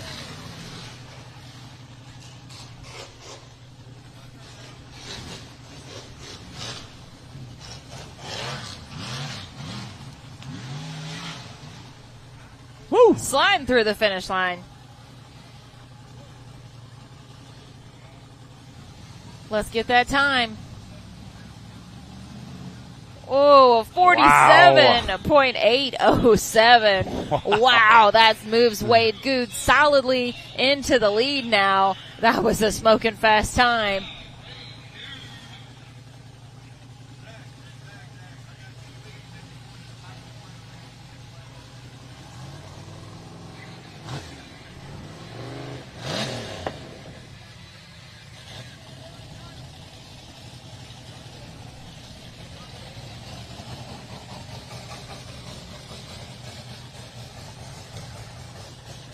Josh Grapinski sitting in that race line starting gate.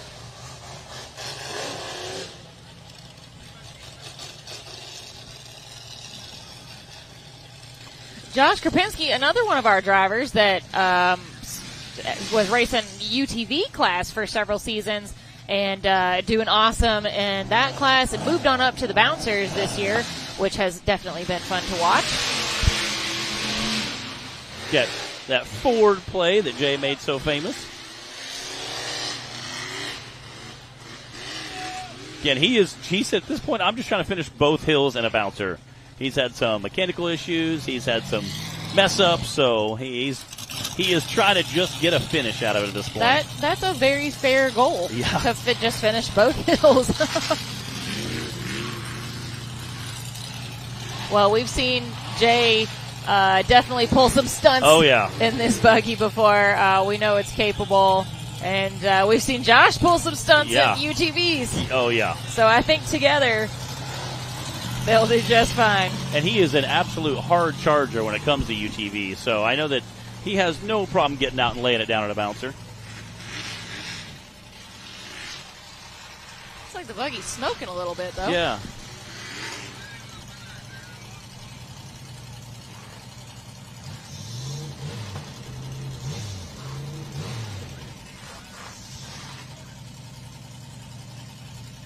Looks like the buggy's cutting off on him, and he's having to do a quick restart. But he's going to be able to get it through the finish line. Come on, Josh. You're so close. There it is. There we go. 82.337. Not sure what kind of issues he was battling there, but glad he was still able to get across the finish line. And again, luckily, just getting some points on the board always comes out and feels good, especially on course one. When you can come out and get a good finish on course one, it really just gives you a confidence boost for coming out and hopefully laying down a fast pass on course two.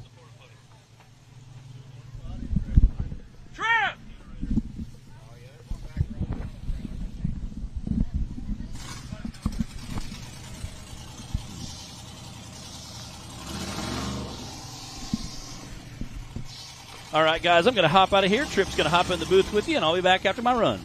All right, Matt. Good luck. Have fun. Don't break anything. That might have been too many objectives. Too many instructions. I think. Trip, welcome back up to the booth. We are having a good time watching some bouncer racing today. How are things going from your vantage point out there? It's crazy in the pits. There's so many people here. All the drivers are trying to get their buggies fixed. A lot of them have tore up stuff. This course is brutal. The ones who have made the clean passes, they just make it look easy. I know. The Wade Good and the Daniel Heckley, I just got the GoPros off both of those, and it's amazing to see what these buggies can take and what these drivers can do. So it's been a wonderful day so far. It is. We talked about that a little bit actually during our UTV Bounty class run-in, and how sometimes they can make the course look easy. And I said they make it look easy. It doesn't mean it is easy, but it is a testament to the driver's skill and where the vehicles have come over the last few years too, and what we're able to do with them now. But yeah, some of these guys are coming out and sailing right through the course, and then we're seeing some trouble spots for others. So, all right, I'm hearing that we do have an AMSOIL action shot for Daniel Heckley's photo finish. So let's check that out. I think he got a little more than he bargained for coming off that last ledge, but he was able to hang with it and get her straight through the finish line. Could you imagine what that felt like when it bottomed out down there? Yeah, I kind of can, actually. If people, I know you can too, Trip. We've been around this long enough. We've been there a time or two as well. And to see when he got out, he was nothing but smiles. Nothing but smiles. Hey, he got through the finish line, so... right now, our leader is Wade Good, who just laid down a super fast time. And then Cooper Bentley behind him. What about that 51 there from Brandon Davis? I mean, that was pretty. It was such a fast time, but it didn't look like he was pushing that hard or going that fast. The buggy was just, it just ate it all up. It's fast as smooth. Mm-hmm. Slow, smooth, smooth, fast. Something like that. Exactly. Nobody wants to hear the word slow out here, though. No. Look at this list of drivers we have, Trip. We got everybody out here today. We've got at least one driver who it's their first time racing a bouncer ever in this class, and another in the other class. We've got a couple names we haven't seen out here in a while, show back up. We've got people in new buggies that we haven't seen in a while. We've got some filling in for other people. We've got We've got all kinds out here today, showing out. Everybody wanted to come out. I'm glad to see Jack back. I got to spend Yeah. time with him a while ago, and he was Yep. helping me with corral control. There's just people just everywhere. Yes. Everybody wants to get Pretty close Place is happening today. There's so much going on out here. We are ready to go to the line and keep sending these drivers. I see Kenneth Cozine sitting on the line now. This buggy is starting to come along. He calls this double down. This was new for this 2025 season from Sunfire Off-Road. He's getting more and more comfortable with it every race.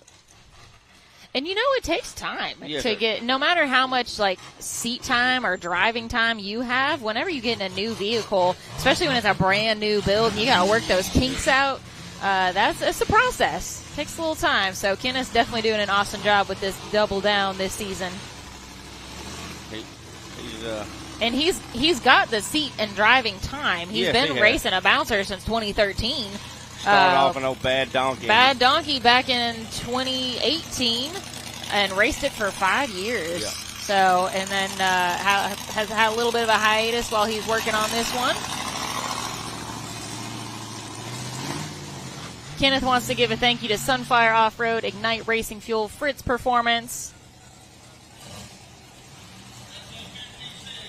Showfield Performance, Amsoil, Gopher Tire, Holly EFI, Razor Sharp Customs and Powder Coating, Tri-County Overhead Door, and Champ Converters for supporting his race program.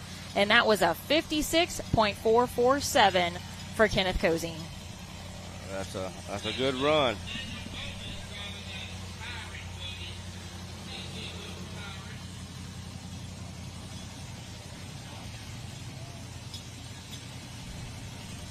Speaking of this buggy, I'd had a little chance to talk with Timmy a little bit this week, and seeing how his progression was, and that's what he said. He had Bowman's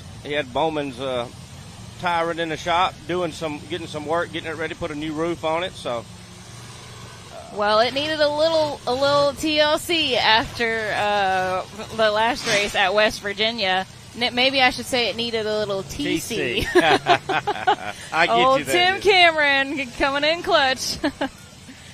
If you guys are newer to the sport, newer to the series, you've probably heard the name Tim Cameron. If not, just go ahead and check him out on YouTube and you'll figure it out real quick. This is Dan Bowman running a TC Built Chassis Tyrant out on the course now. And actually, speaking of his run from West Virginia, Dan is going to be taking home the Skinny Pedal Award for that run. I guess that's something to be excited. So we talked about that earlier. The Skinny Pedal Award goes to the driver that we think had the wildest ride. They might not have had the fastest run or even crossed the finish line, but whoever put on a show and had that wild ride, used that Skinny Pedal. So Dan's going to be taking home our Skinny Pedal trophy today for his run at our last race in West Virginia. That's something good to add to the trophy case there at the house. It looks good conversation I was going to piece. say, if nothing else, it's a conversation starter. Remember this time when I did this.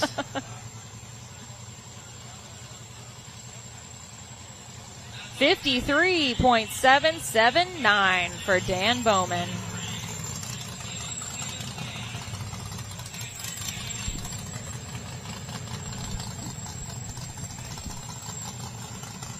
If you guys are just joining us, thanks for hanging out with us here on Hillside Live. I'm Bree Molitor. I've got Trip Pullen up in the booth with me right now. Matt's getting ready to go race. He's getting strapped in and getting situated in his bouncer. We are almost halfway through, about halfway through course 1 for the Mickey Thompson bouncer class. Thanks for joining us to our online audience on our Rock Racing TV YouTube channel and to our television audience watching from Power Sports World Network. Hope you guys are enjoying this racing action. We do have a top 10 that we want to throw up for you guys in just a second. We'll take a look at that before we send our next driver off the line.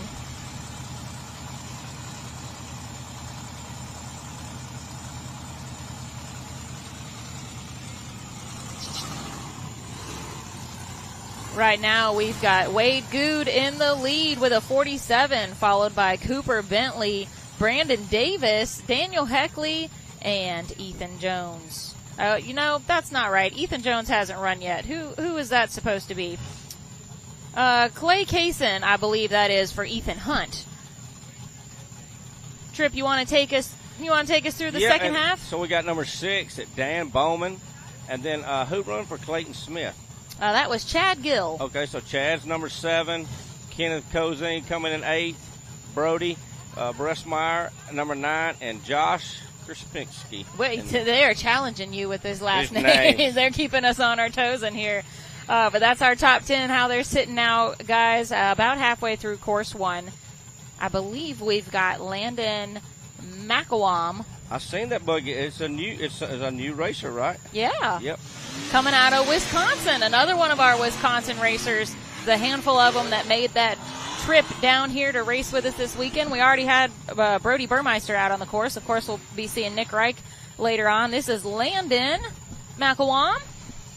Let's see what he can do. 14 hours. Oh, that's a long drive. That corner there at the top, that first right-hander up there is really giving them a lot of trouble. It's super, super tight.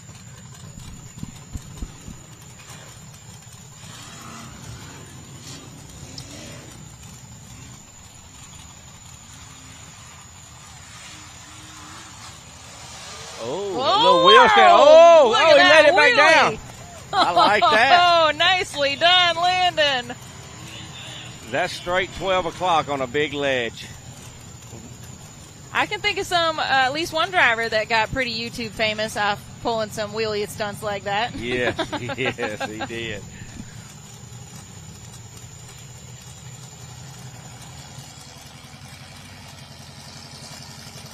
Gonna get him a good time here. Yep, it's all downhill from here, Tripp. Just got to get it across that famous finish line, though. 74.761 and riding out that wheelie up the ridge, too. Nicely done, Landon. Looks like we've got Ethan Jones backing in now.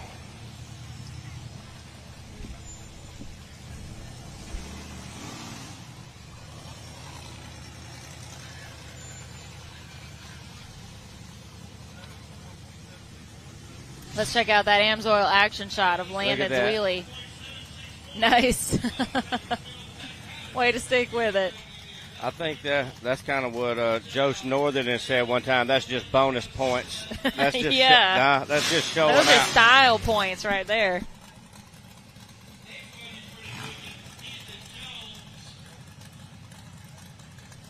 All right, here we go with Ethan Jones coming out of that race line starting gate. And calls this one wicked.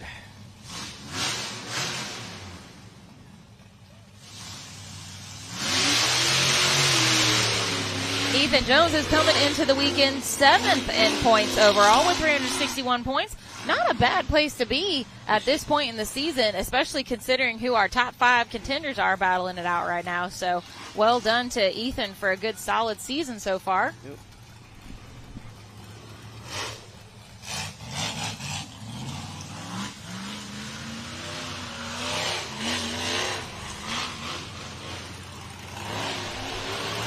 That little side hill looks like the easiest spot to go up if you can get your buggy turned and get that way.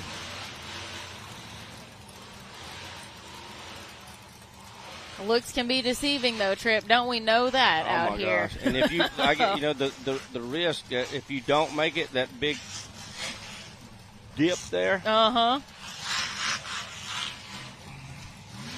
Well, that was a really smooth run from Ethan. 5.4.606. Nicely done. Wade Good still hanging on to that top spot with a 47, followed by Cooper Bentley with a 50, and Brandon Davis with a 51. I see a couple names that may be able to get there with him now. I see some too. Yeah, it's far from over here for course 1, and don't forget we're going to do it all again for course 2 later this afternoon. And we've got Matt Holtz on the line. You guys are used to hearing his voice on the show. Now we get to see him tearing up this course. He's been laying down, finishing a bunch of hills. He's been having a great season so far. Matt, he is just such a true fan of every aspect of off-roading and of the sport, of the series. Obviously, he's a racer. He does the commentating and the announcing. He goes to all kinds of events. He was just talking earlier about the event he went to in Wisconsin where he saw Nick and Brody racing up there. And he's always finding events here and there. Fair races. Yeah. So he is a true passionate supporter and just a fan overall. You know, Matt loves catching up with all the drivers, learning all the things, and he does a great job bringing that back to the show and bringing the energy. You know, his bouncer's called Hyperactive for a reason, Trip, and Matt brings all that energy with him, so we love that. He is always in the know. That's right. You know? He is. He is always in the know. Get off this last big drop here, and Matt's going to have it through the finish line. There it is. 82.876. All right, let's take a moment and go through our top 10. Wade Good hanging on to that top spot, followed by Cooper, then Brandon, Daniel Heckley, and then we've got Clay Kaysen filling in to Ethan Hunt's spot. Dan Bowman, 6th. Ethan Jones, 7th. Chad Gill for Clayton Smith, 8th. Kenneth, and then Brody Burmeister rounding out top 10 right now. Well done, guys. Still got a lot of drivers to go, though. Just no rain.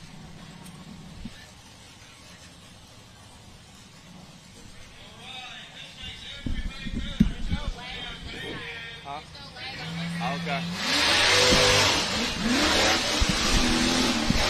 Tim Bacon is on the course. If you couldn't tell by the sound of that big block. Wow. I saw he had some raw metal on the front of it, so West Virginia cost him a little trouble in the shop back home, too. I think that was true for, I must say, 90% of our drivers. West Virginia was rough on parts. Woo, way to save that. Getting rowdy out here. Yes, it is. Too rowdy? Is there any such thing as too rowdy? Trip? Not with the bacon.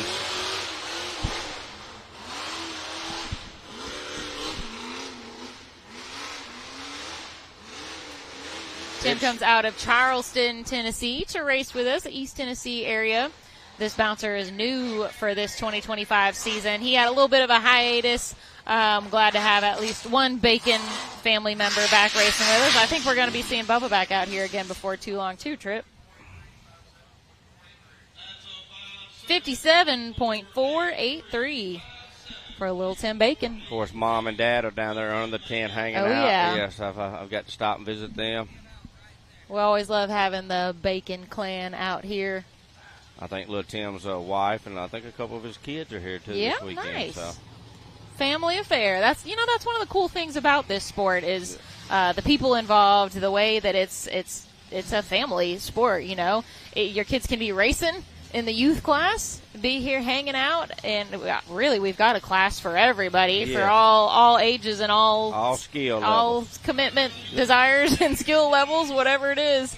But it really is a family event. Everyone's out here cheering for each other and just enjoying the day, enjoying the weekend together. The kids all run around in a pack before, after, during the races. A pack, there's a bunch of them. They're just living their best lives out here. It's one of my favorite guys to watch.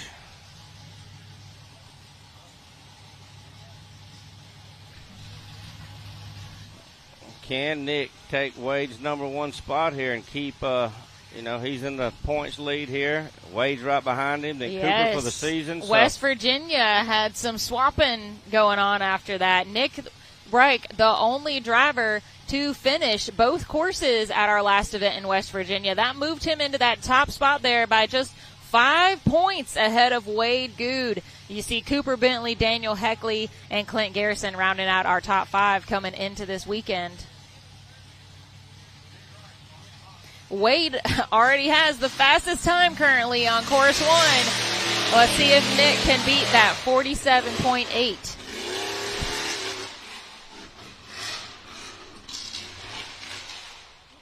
He's He's through the tight spot.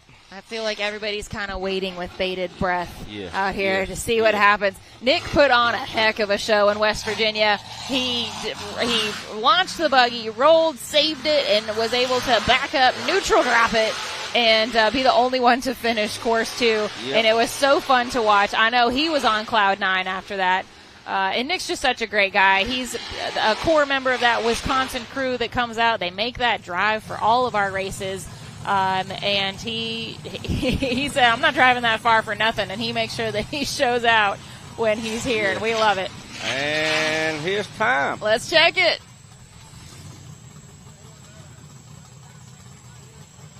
Ooh, 49.664. A smoking fast time. Not enough to catch up to Wade, though, with that 47.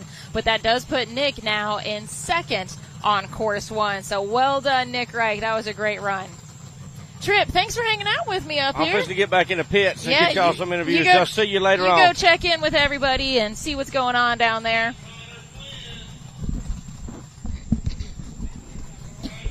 Matt, welcome back to the booth. You had a great run out there. We have like 3 drivers doing traffic control over to the production trailer I'm because not we surprised. have that many buggies here right now. It's a really good time, but again, we have like literally people like, "All right, you pull out, or yeah, you back in." Like there's so many buggies. We packed put 'em to up work. here. I love it. It is. It's kind of funny, you know. And again, Jack Porter. Shout out to Jack Porter, my boy. He said, "Hey, that far right line." On the big ledge, he said, take that far right line. It went up it. So we got Connor Flynn out here in the. Is this the original Bullzilla? We'll see if Connor takes that far right line. I see the Bullzilla wrap on there. He had a little rental for a while, so I don't know. Yeah, he was racing something different at West Virginia, so he's back in Bullzilla, it looks like. I know they had a 7.3, one of those Ford Godzilla motors. They had some issues with it. I'm not sure if they're still running that or not. I think they've got a new motor in it now. I can't tell you what it is, though. Yeah. We'll have to find that out. I don't hear the turbo on the Godzilla motor, so I think they probably went to a backup motor, which sometimes you have to do. Gotta Hey, go to a whatever backup it motor. is working for him, because Connor is flying through this course right now. And again, that is a really pretty buggy. Rear mount engine, again, very cool, kind of like Brandon Davis. Visibility, I'm sure, is incredible in this thing.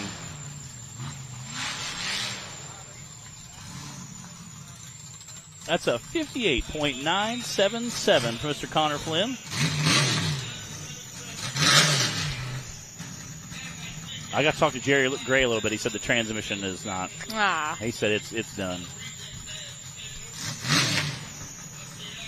Clint Garrison in the starting line now. Clint is in the 5th place position coming into this weekend with 416 points.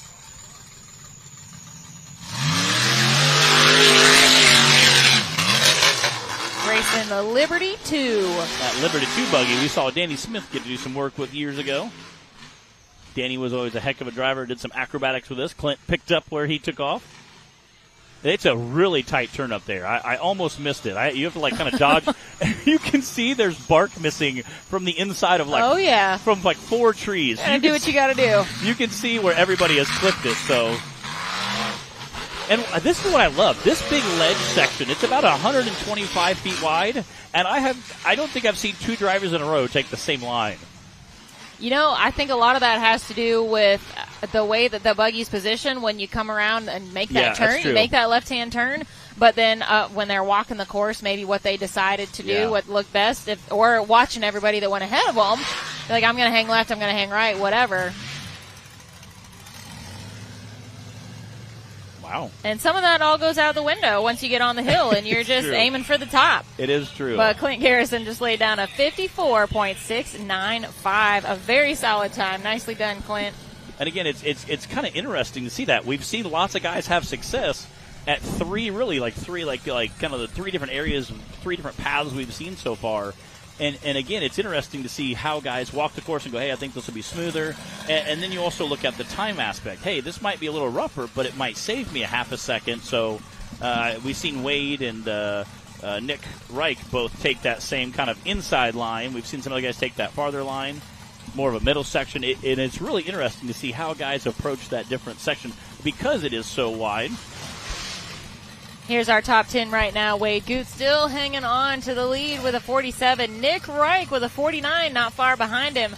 Cooper with that 50 in third. Brandon Davis and Daniel Heckley rounding out top 5 currently. Ethan Hunt coming in 6th. Dan Bowman sitting at 7th. Ethan Jones sitting at 8th. Clint Garrison, who just ran, sitting at 9th. And Clayton Smith sitting at 10th spot. And that's Clay Kaysen filling in for Ethan Hunt and Chad Gill running for Clayton Smith in those spots.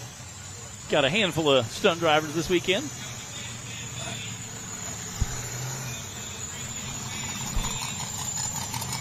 Literally, I see, there's 3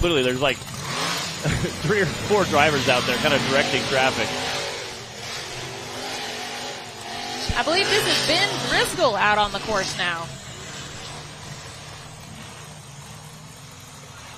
You can see him kind of, those trees, you can see the inside bark is missing off both the inner and the outer tree because guys have been just banging on it all day. Ben came down and did a little pre-running last night. Had some nice smooth runs. Again, Ben has really been getting this machine dialed in this year. I've seen him pre-run, I think, at every course he's raced. And not just come out and maybe do it once or twice, but he's aggressively looking at ways to pick up some time. And that's not a bad, some drivers avoid it because they don't want to break anything, risk that before racing. But, oh! Yeah. Yeah, he blasted into that rock. That's a 46. Holy cow. 8.26. Ben Driscoll just laid down the fastest time of course 1. Wow. They're checking on him right now, seeing if he needs some recovery assistance because he flew through that finish line. I'm not sure if he had a stuck throttle or just came off the ledge with a little more than he bargained for. Yeah. But and again, that last little blip, if you start nosing down, you really want to kind of gas it. And the reason why you do that is because it squats your rear suspension and makes the buggy come off that ledge level. The last thing you want to do is kind of nose down. Yeah. We've seen some of the guys yesterday in the UTV class that had that happen, and unfortunately they rolled over and broke stuff. But he came down and tried to square it up a little bit. Did a pretty good job. And again, we talked about Ben down here pre-running last night and getting more comfortable with the buggy, getting to know the limitations of it, and he just sent it right there. I think he was either feeling real comfortable or had a little mechanical challenge there. One way or another, Ben just put down the fastest time with a 46 and moved Wade Good down to second place with that 47 now. Here's our AMSO action shot. You can see him kind of skipping down those rocks. And, again, definitely picked up a lot of time here, which I'm sure was part of the plan. And at the last moment, that front end kind of sank down. He was trying to skim through that finish line. Yeah, that was a wild ride that he had there through the finish line. Luckily, we have Clyde, our visionary leader here, put a bunch of rocks there to kind of gauge that off. This is not his first rodeo. For real. Ben kind of tagged the one just on the end. It was standing straight up, kind of knocked it over, but little Stonehenge recreation down there. But still a little landscaping out here. Hopefully his steering's okay. Well, let's go ahead and check out the top 10 now. Ben Driscoll moving into number 1 spot, pushing Wade Good down to second, Nick to third, Cooper fourth, and Brandon fifth now. Daniel Heckley bumping to that 6th place spot. Ethan Hunt sitting in 7th, Dan Bowman sitting in 8th, Ethan Jones sitting in 9th, and Clint Garrison rounding out that top 10. Oh. Okay, so he apparently was stepping on the gas and bent his throttle cable. Oh. And after he bent the throttle cable, kind of just stuck. So, well, I'm sure I'm glad Ben's okay, and, it kind of actually worked in his favor. Yeah, it really did. The fastest time of the day. All things considered. Yeah.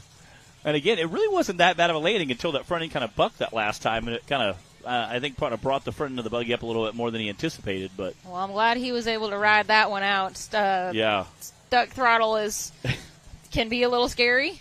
Yes. So. Yeah, definitely. But picked up the fastest time of the day. Worked out pretty well. Yeah. I can hear Zach now give him a hard time. Like, just make the throttle stick. So, yeah, definitely a wild ride for Mr. Ben Driscoll, but picked up the fastest time of the day. Yeah. Well, they're working on getting his buggy out of the way. I'm not sure if they're going to have to do anything with that rock and get it into a different position or not. Can't quite see it from where we are here. And we've had a couple guys come pretty wild through that finish line yesterday and today. yesterday. Some guys rolled through it yesterday, but it's kind of just how the cookie crumbles, some might How say. the rocks roll. Yep. All right, guys, we'll be back right after this commercial break.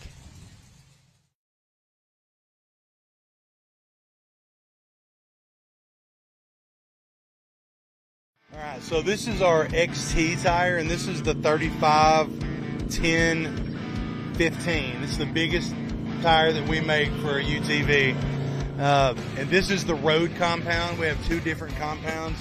As you can see, it's kind of hard to squeeze these together. This is going to last you a lot longer if you're just doing trail riding, riding on asphalt to get to the trails. If you're trailering and you're only going to be on trails, then I would recommend our trail compound. I mean, it's much softer. You grip and grab those rocks really well. That's what the majority of our drivers that we sponsor use the XT trail compound. But we also have our AMP tire, and this is a 6-ply tire. The XT is the 8-ply. It's got really tough sidewalls, and in fact, one of our drivers took first place in the Bounty Series last race in Hot Springs with this tire. So those are the two main tires that all racers use. And you can get any of these tires and the wheels that they're mounted on through Rock Life as well.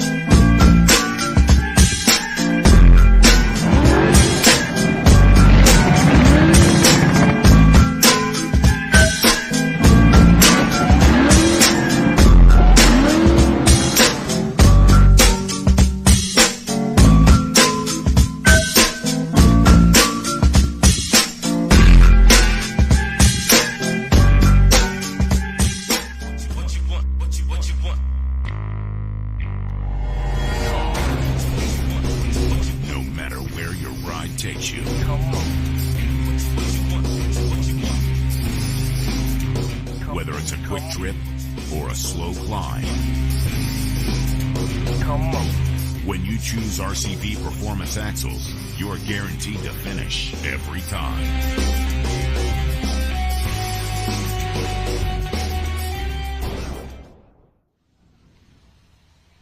All right, everybody, we are back. They are continuing to work on that recovery down there. So in the meantime, I've got my dad, Chad Molitor, up here to chat with us about a special project he's been working on. So my dad is the whole reason that I ever got into off-roading, had any opportunities or interest in it. And he has been building and driving stuff my whole life, most of his life. And right behind us here, we have the Patriot. You can make out just a little bit, which is very unique, and I'm going to let you tell us why. We're going to keep it kind of short and just hit the highlights, but we'll probably put out a video later for anybody that's interested in knowing more. So real quick. Yeah, it all started when I test drove a Tesla at the dealership, 0 to 60 in 3 seconds. I'm like, we could put one of these in a rock racer or a UTV, and wow, that would be super cool. So, you know, we're all into gas stuff too still, of course, but we tried this thing and used Chevy Volt battery packs. They're 360 pounds instead of the Tesla was 800 pounds. Wow. Used a Tesla Model Y motor. It was fantastic. It's so quick and fun, and yeah, it's almost ready for Bree to race. I don't know about that. I know you told me if you had known how hard of a project it was going to be before you started it, you probably never would have started it. But now that you're mostly to the end, it needs a few things still, but true. You're still glad that you did it. Now I'm glad, but it was innovative. Difficult. It's fun to have the innovation, but difficult to do the research and development. Exactly. We built a lot of gas-powered vehicles over the years, and we're pretty good at that. But this electric stuff is a A little different. A little learning curve. I'm sure a few more wires probably as well. Yeah, a few more. Well, I hope to get a little seat time in that thing. This is our first time bringing it out anywhere. Dad's special project, of course. So you guys will probably be seeing us put out a little more about that in the future as well. If you're interested, send me some questions on Facebook, and we'd be happy to answer some of that as well. Absolutely. Thanks for talking with us, Yeah. Pops. All right. Have a good show, guys. All right, guys, we're going to head back to the starting line now. We've got Josh Cochran on the line running for Randall Key. Josh Cochran, also an OG of the sport.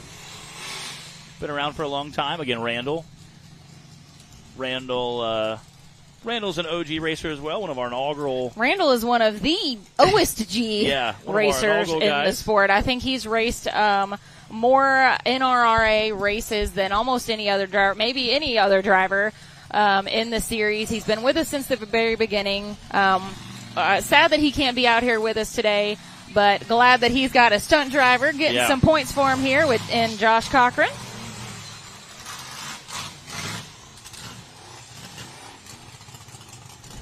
Been a while since we've had Josh out too. Again, we got a handful Another of you guys one of out those, with us. one of those names that we haven't seen on a list in a while. And I am so excited to see them all. Again, we had Kenneth Cozine. There was 2 or 3 guys out there directing traffic, trying to get bouncers situated. Josh was kind of backed in, had a great view to watch that first course. Again, kind of seeing where everybody's going. We're starting to see guys take this on this downhill section, take more of a real tight turn here. 69.101 for Josh Cochran. Yeah, it almost feels like a little bit of a reunion out here today with just the list of drivers that we've had and a couple of newbies joining in the fun. It's great to see guys out here.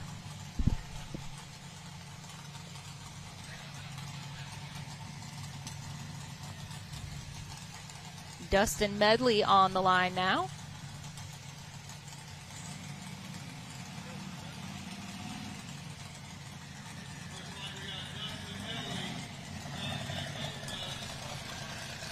All right, Dustin Medley. And this buggy has a lot of power. Again, the first time he drove it, he said, I've always wanted more power. I've always wanted more power in everything I've ever driven. He said, this is the first time I drove it. And I was like, okay, maybe this is too much. It's hard to believe, but you can reach the point of a little too much sometimes. It just becomes a little unmanageable, but Dustin's been doing a great job piloting Gold Rush this season. Again, this buggy is probably the highest horsepower buggy we have here today. And you can hear it when he definitely goes uphill. Just mat the gas and just romp on it. See what line he's going to pick here.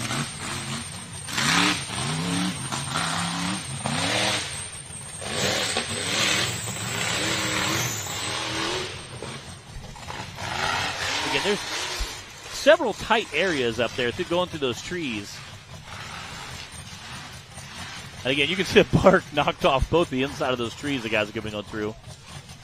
You know, sometimes a tree can make a nice little apex for your turns, swing you around a little bit. I know a lot of our Tennessee and Kentucky guys love their tree kickers. That's a 54.357 from Dustin Medley in that Gold Rush Reclaim buggy. Nice fast time. Yeah.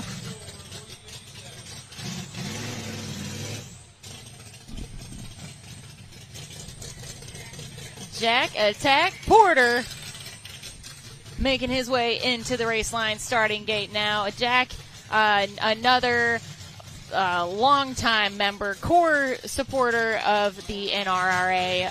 Always love seeing Jack out here in the Venom buggy. And Jack literally cut the top half of this buggy off and reworked it a few years ago. And then also changed some suspension points.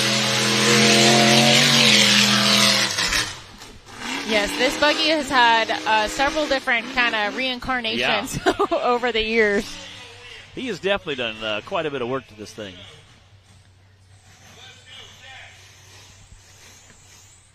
Jack comes out of Olive Branch, Mississippi to race with us.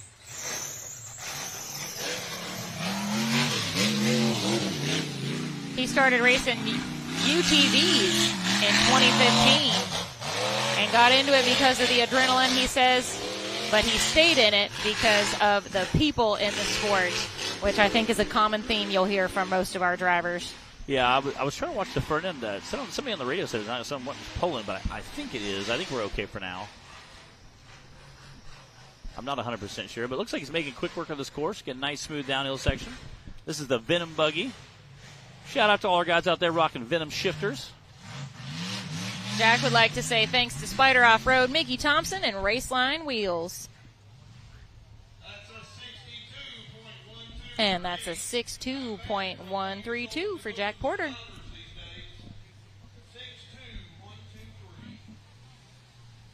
I'll say we're getting near the end of our bouncer class. Again, it felt like we've been racing for about 12 hours now. I think we've got just 2 or 3 drivers left here for course 1.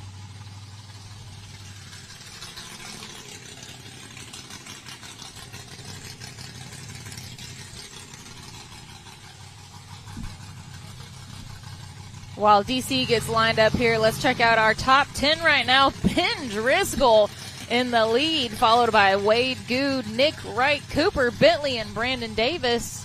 Again, Daniel Heckley coming in 6th, Ethan Hunt sitting in 7th, Dan Bowman sitting in 8th, Dustin Medley in that fast run we just saw in 9th, and Ethan Jones sitting in 10th.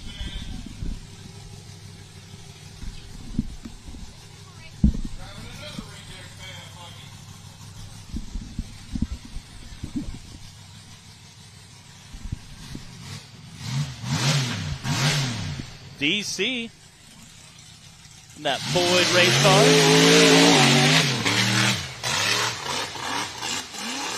DC, another one of our longtime UTV racers, definitely knows his way around the course in a UTV, and started racing a bouncer this year, and a little bit last season, maybe, once or twice.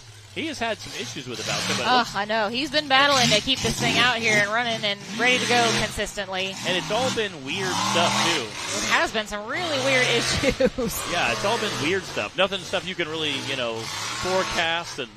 But luckily, it looks like he's got it running pretty good right now. He's just leaping up the hill.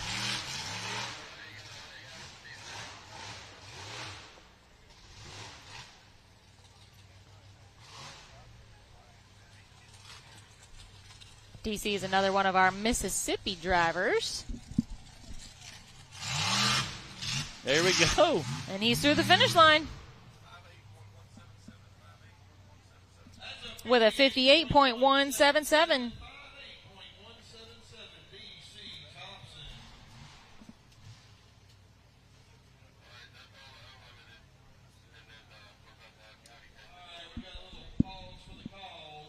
All right, guys, that concludes course 1 for the Mickey Thompson Bouncer Cup. We're going to take a look at our top 10 before we conclude here. Ben Driscoll stayed in the lead with that 46, followed by Wade Good with a 47, Nick Reich 49, Cooper Bentley with a 50, Brandon Davis with a 51. And then Daniel Heckley coming in 6th, Clay Kaysen racing for Eaton Hunt in 7th, Dan Bowman's in 8th, Dustin Medley in that buggy, fast buggy we just saw, running 9th, and Ethan Jones in that wicked buggy, wrapping up the top 10 for the UTV, or the Unlimited Bouncer class. All right, and with that, we are going to go to a commercial break before we continue with our next class. We'll be right back after this.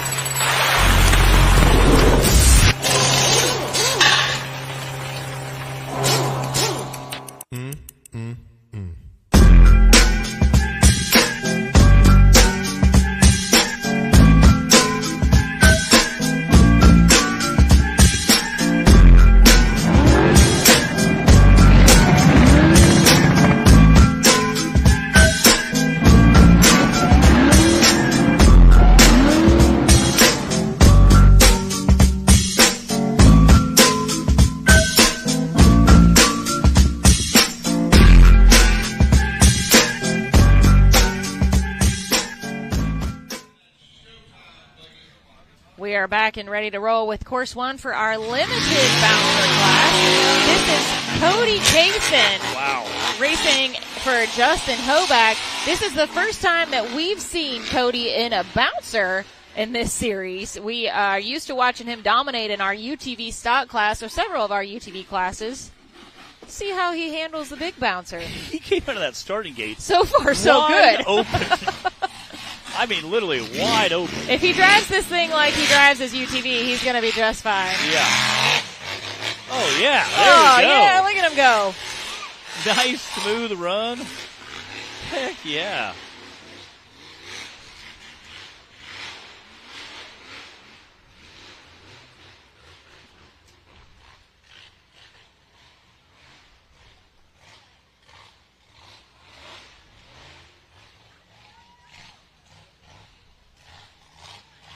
There we go. To the finish line.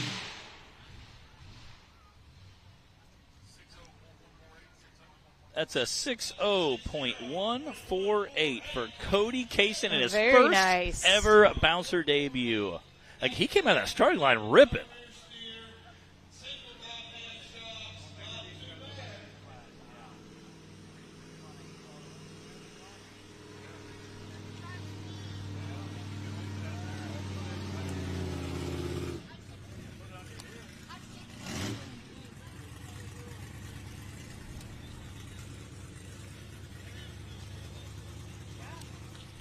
All right, we got Dustin Vaughn backing into that race line starting gate. However, he's running in a vehicle some of our OG fans might know.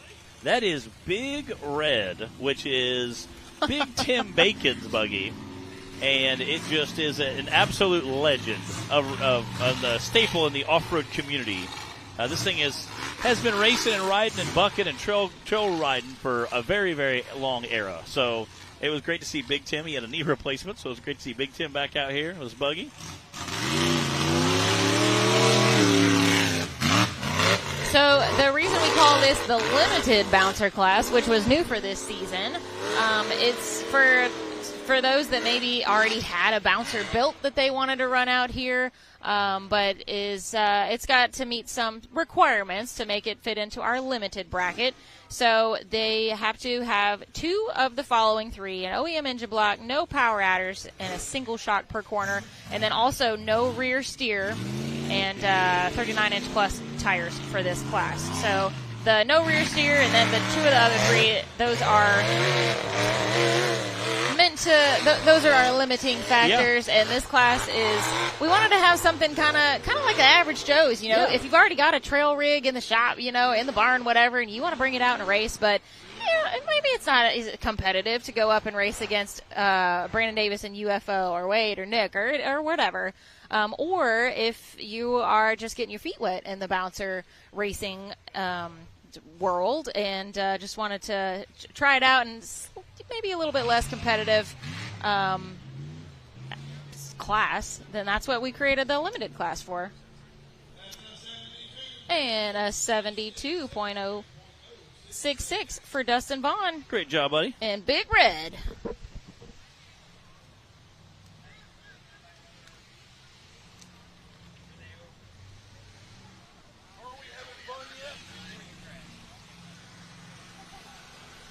We got Justin Carter down there, backing into that race line starting gate. And this thing is a very rowdy buggy.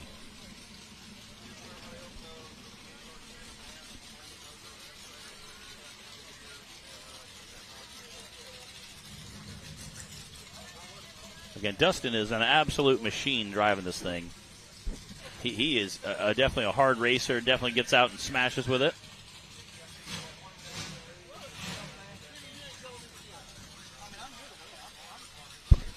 All right, clock is hot. Dustin Carter is second in points for the limited class coming into this weekend behind Justin Hoback.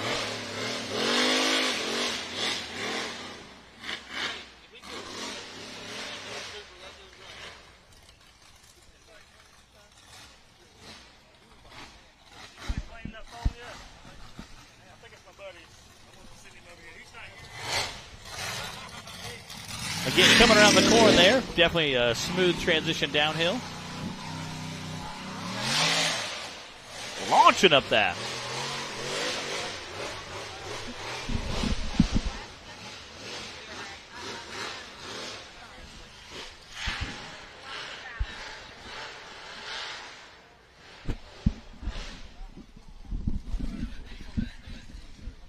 All right. As Bree would say, it is all downhill from here. Although we've seen It's always a good thing to hear. we've seen some pretty We've seen some crazy downhills, though, to be fair. We've seen some pretty rough downhills. That's a 62.582 from Mr. Dustin Carter. And that is it for course 1 for the limited bouncer class. Cody Kaysen had the fastest time in his first time ever racing the bouncer with us. And Dustin Carter in second with a 62. And then Dustin Vaughn in Big Red with that 72 in third. Well done to our limited class. Next, we are going to have our SuperGrip UTV teen/amateur class. Working on getting those guys and gals rounded up and lined up now. I know we have a few more of those than normal, so excited to see all of them get out and do some racing and have some fun. I know all of our driver groups have gotten bigger today, so exciting to see that. Yeah, I know we've got one new driver in our teen class, and then the rest of our core drivers that have been showing out this season in this class.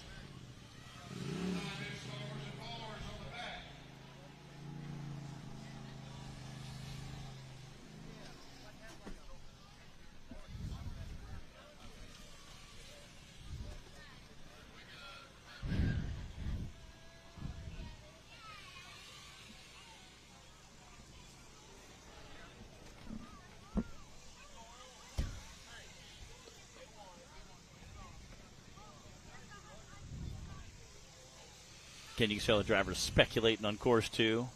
Talking about what the time was for course 1.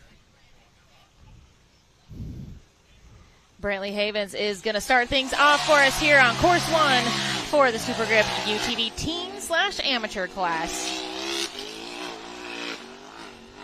This class was new for the 2025 season.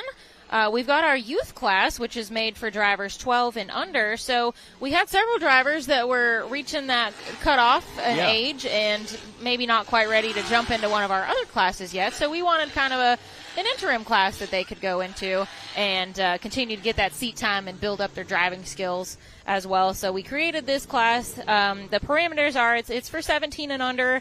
They have to have not podiumed in a race. And these are for full-body UTVs. So these guys and gals have been doing a great job in this class this season. Brantley Havens getting our first finish. That's a 45.539. Brantley coming into the weekend first in points with 611 points, a 31-point lead, and setting the bar high with that 45 now. But that's Jace Northington on the line now. Jace coming in right now second in points with 580, and he is definitely chasing Brantley for the points and for the privilege of standing on top of the podium at the end of the day. He was down here last night pre-running a little bit, hanging out, having some fun. We were speculating with each other on what the course was going to be and what it was going to turn into, so shout out to all our guys that come down and pre-run the night before. It's very cool to see. It's very awesome.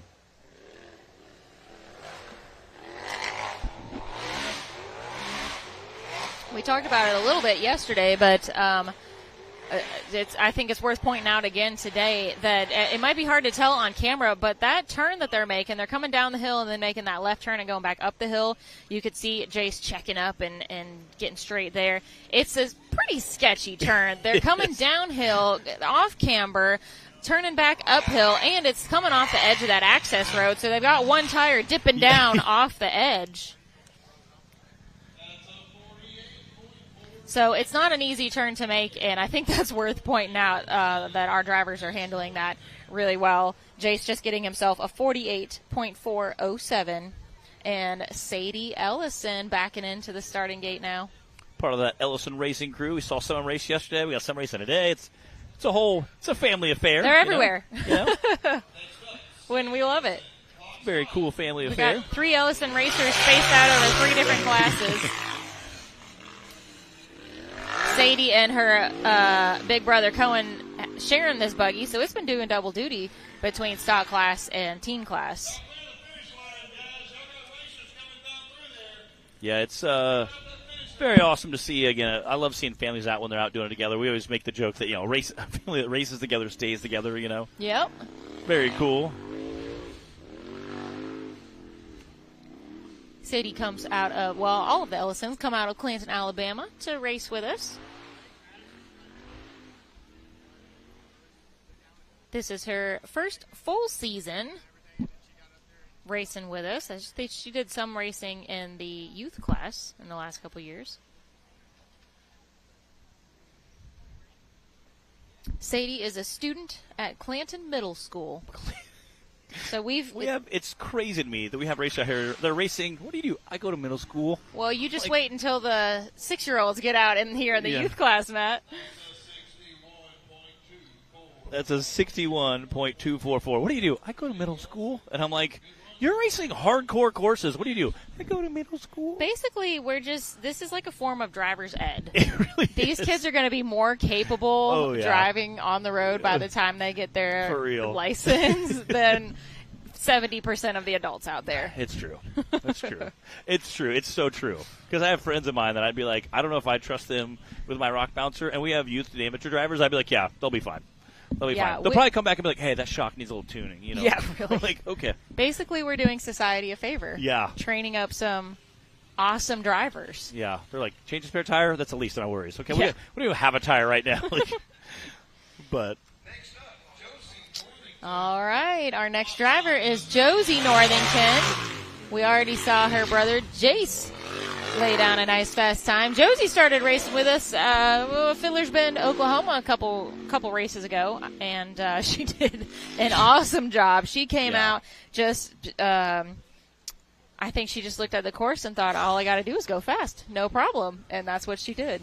Yeah, no, her and her brother come out and just I think that was like who's going to get divided by supper tonight, It just really broke my heart. It was awesome to fun to watch, but it was so much fun.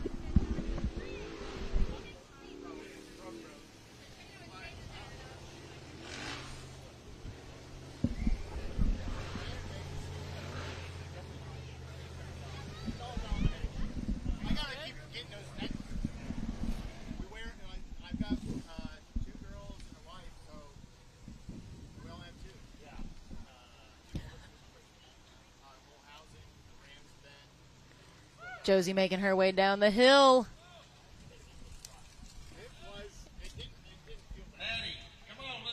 You got it, girl. Come on. There it is. Nicely done.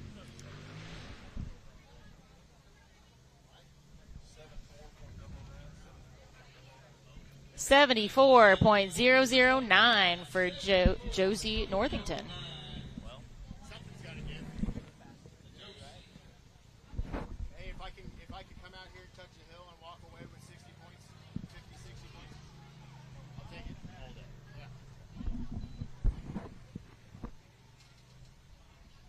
Ben Driscoll came up and I was saying, so I heard you're broke. He said, yeah, it's broke. I said, so what'd you break? He said, I broke the housing. The actual housing broke. He said, plus I bent the ram, did a few other things. Wow. He said, it won't be back. That's kind of impressive. That he was able to break the housing. Yeah, and I said, you hurting? How do you feel? He said, it felt great. I felt fine. Well, and that's a testament to the safety gear that we require and the way that these buggies are built. Yeah. So that was my exact thought, Bree. He goes, I feel fine. He goes, everything it didn't doing hurt. what it's supposed to do. He said, unfortunately the axle took a lot of that, plus, the safety gear. He said, but he goes, I felt great. He goes, I didn't even thought I hit that hard. He goes, and then I got it, saw the buggy. I was like, it hit a little harder than I thought. I said, well, hey, you're fastest. That was an exciting run from Ben Driscoll. Yeah, I said, you're at least the fastest for half a day. Got Maddie Darnell coming to that race line starting gate. Maddie is coming into the weekend fourth in points with 154. Shout out to Bub Meadows. I see him sprinting back and forth from flag to flag right now, taking pictures of all the drivers coming through. Oh! Reverse. Maddie had a little bit of a tough line trying to make that corner. She had a tire in the air for a second and then wound up in the tree. That's a tough spot up there. It really is. It really is. Again, she was There's a couple tight turns up there, and you can see that with all the bouncers have hit him over and over again. Just because you can see the bark missing from the insides of the trees, you know it's going to be tight when you're pulling up to it. And you see the white from the bark. You're like, okay, it's going to be snug. And when you're still learning, still getting that seat time, still figuring out what you can do in the buggy, when you're making an off camber turn to go up or down hill, that feels so sketchy. And it's it's one of those things you have to get used to and feel like, okay, this actually isn't that bad. The buggy can handle it. Yeah. But it feels really wrong when you're not used to it. That's a 68.998 for Maddie Darnell. Nicely done. And I agree. The first couple times you hit stuff, or first kind of you bobble a course, or you hit a big ledge. The first time you hit a big ledge in a new car, especially, you're like, kind of grit it, and then it's really smooth. You're like, oh, that wasn't so bad. We can go way faster. Like, we made it through. Yeah. We can handle that. Yeah. We can do it faster next time. Yeah. Do it harder. Hit it harder next time. At Fiddler's Bend, I finished. I thought the same thing. I was like, you know what? I could have went a little faster there. Like. All right, I think getting word this is our last teen/amateur driver. The sun is starting to come out here a little bit. We had a nice overcast this morning, which was heaven. We've had a little bit of everything. We had a couple raindrops earlier, and now with sunny here at Pretty Place, we are enjoying the weather. Believe this is a brand new driver, Lucas Buffkin. Okay. I'm really good at chopping up names, so.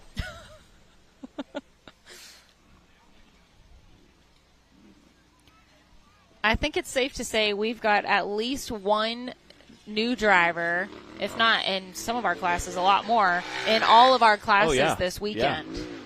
Definitely. Which is awesome because we want the sport to grow. Yeah. We want the series to grow. And we thank you guys, our audience that's tuning in with us live, our online audience on YouTube, our television audience on Power Sports World. Thank you guys for supporting the sport in the series, and hopefully you're enjoying all this racing action. Ooh, there we go. All right, good job, Lucas. With a 54.880, that's a third place time on course 1 for our SuperGrip UTV teen class, and that does wrap up course 1. Let me go ahead and take you guys through before we conclude here. Brantley Havens had the fastest time with a 45, followed by Jace Northington with a 48, Lucas Buffkin with a 54, and let's see, we had Sadie Ellison with a 61, Maddie Darnell with a 68, and we'll go out to 6th place, Josie Northington with a 74. So well done to all of our UTV teen class. Yeah, great job by them. Again, coming out having some fun, laying down some quick times. Again, that's from like 13 to 17 years old. So those are younger drivers. Again, we're middle school driver age. It's very, very cool to see. All right, guys, that does conclude the first half of our day of racing. We are going to take a break now. Let's get some confirmation on how long our break is going to be, and we'll share that with you guys.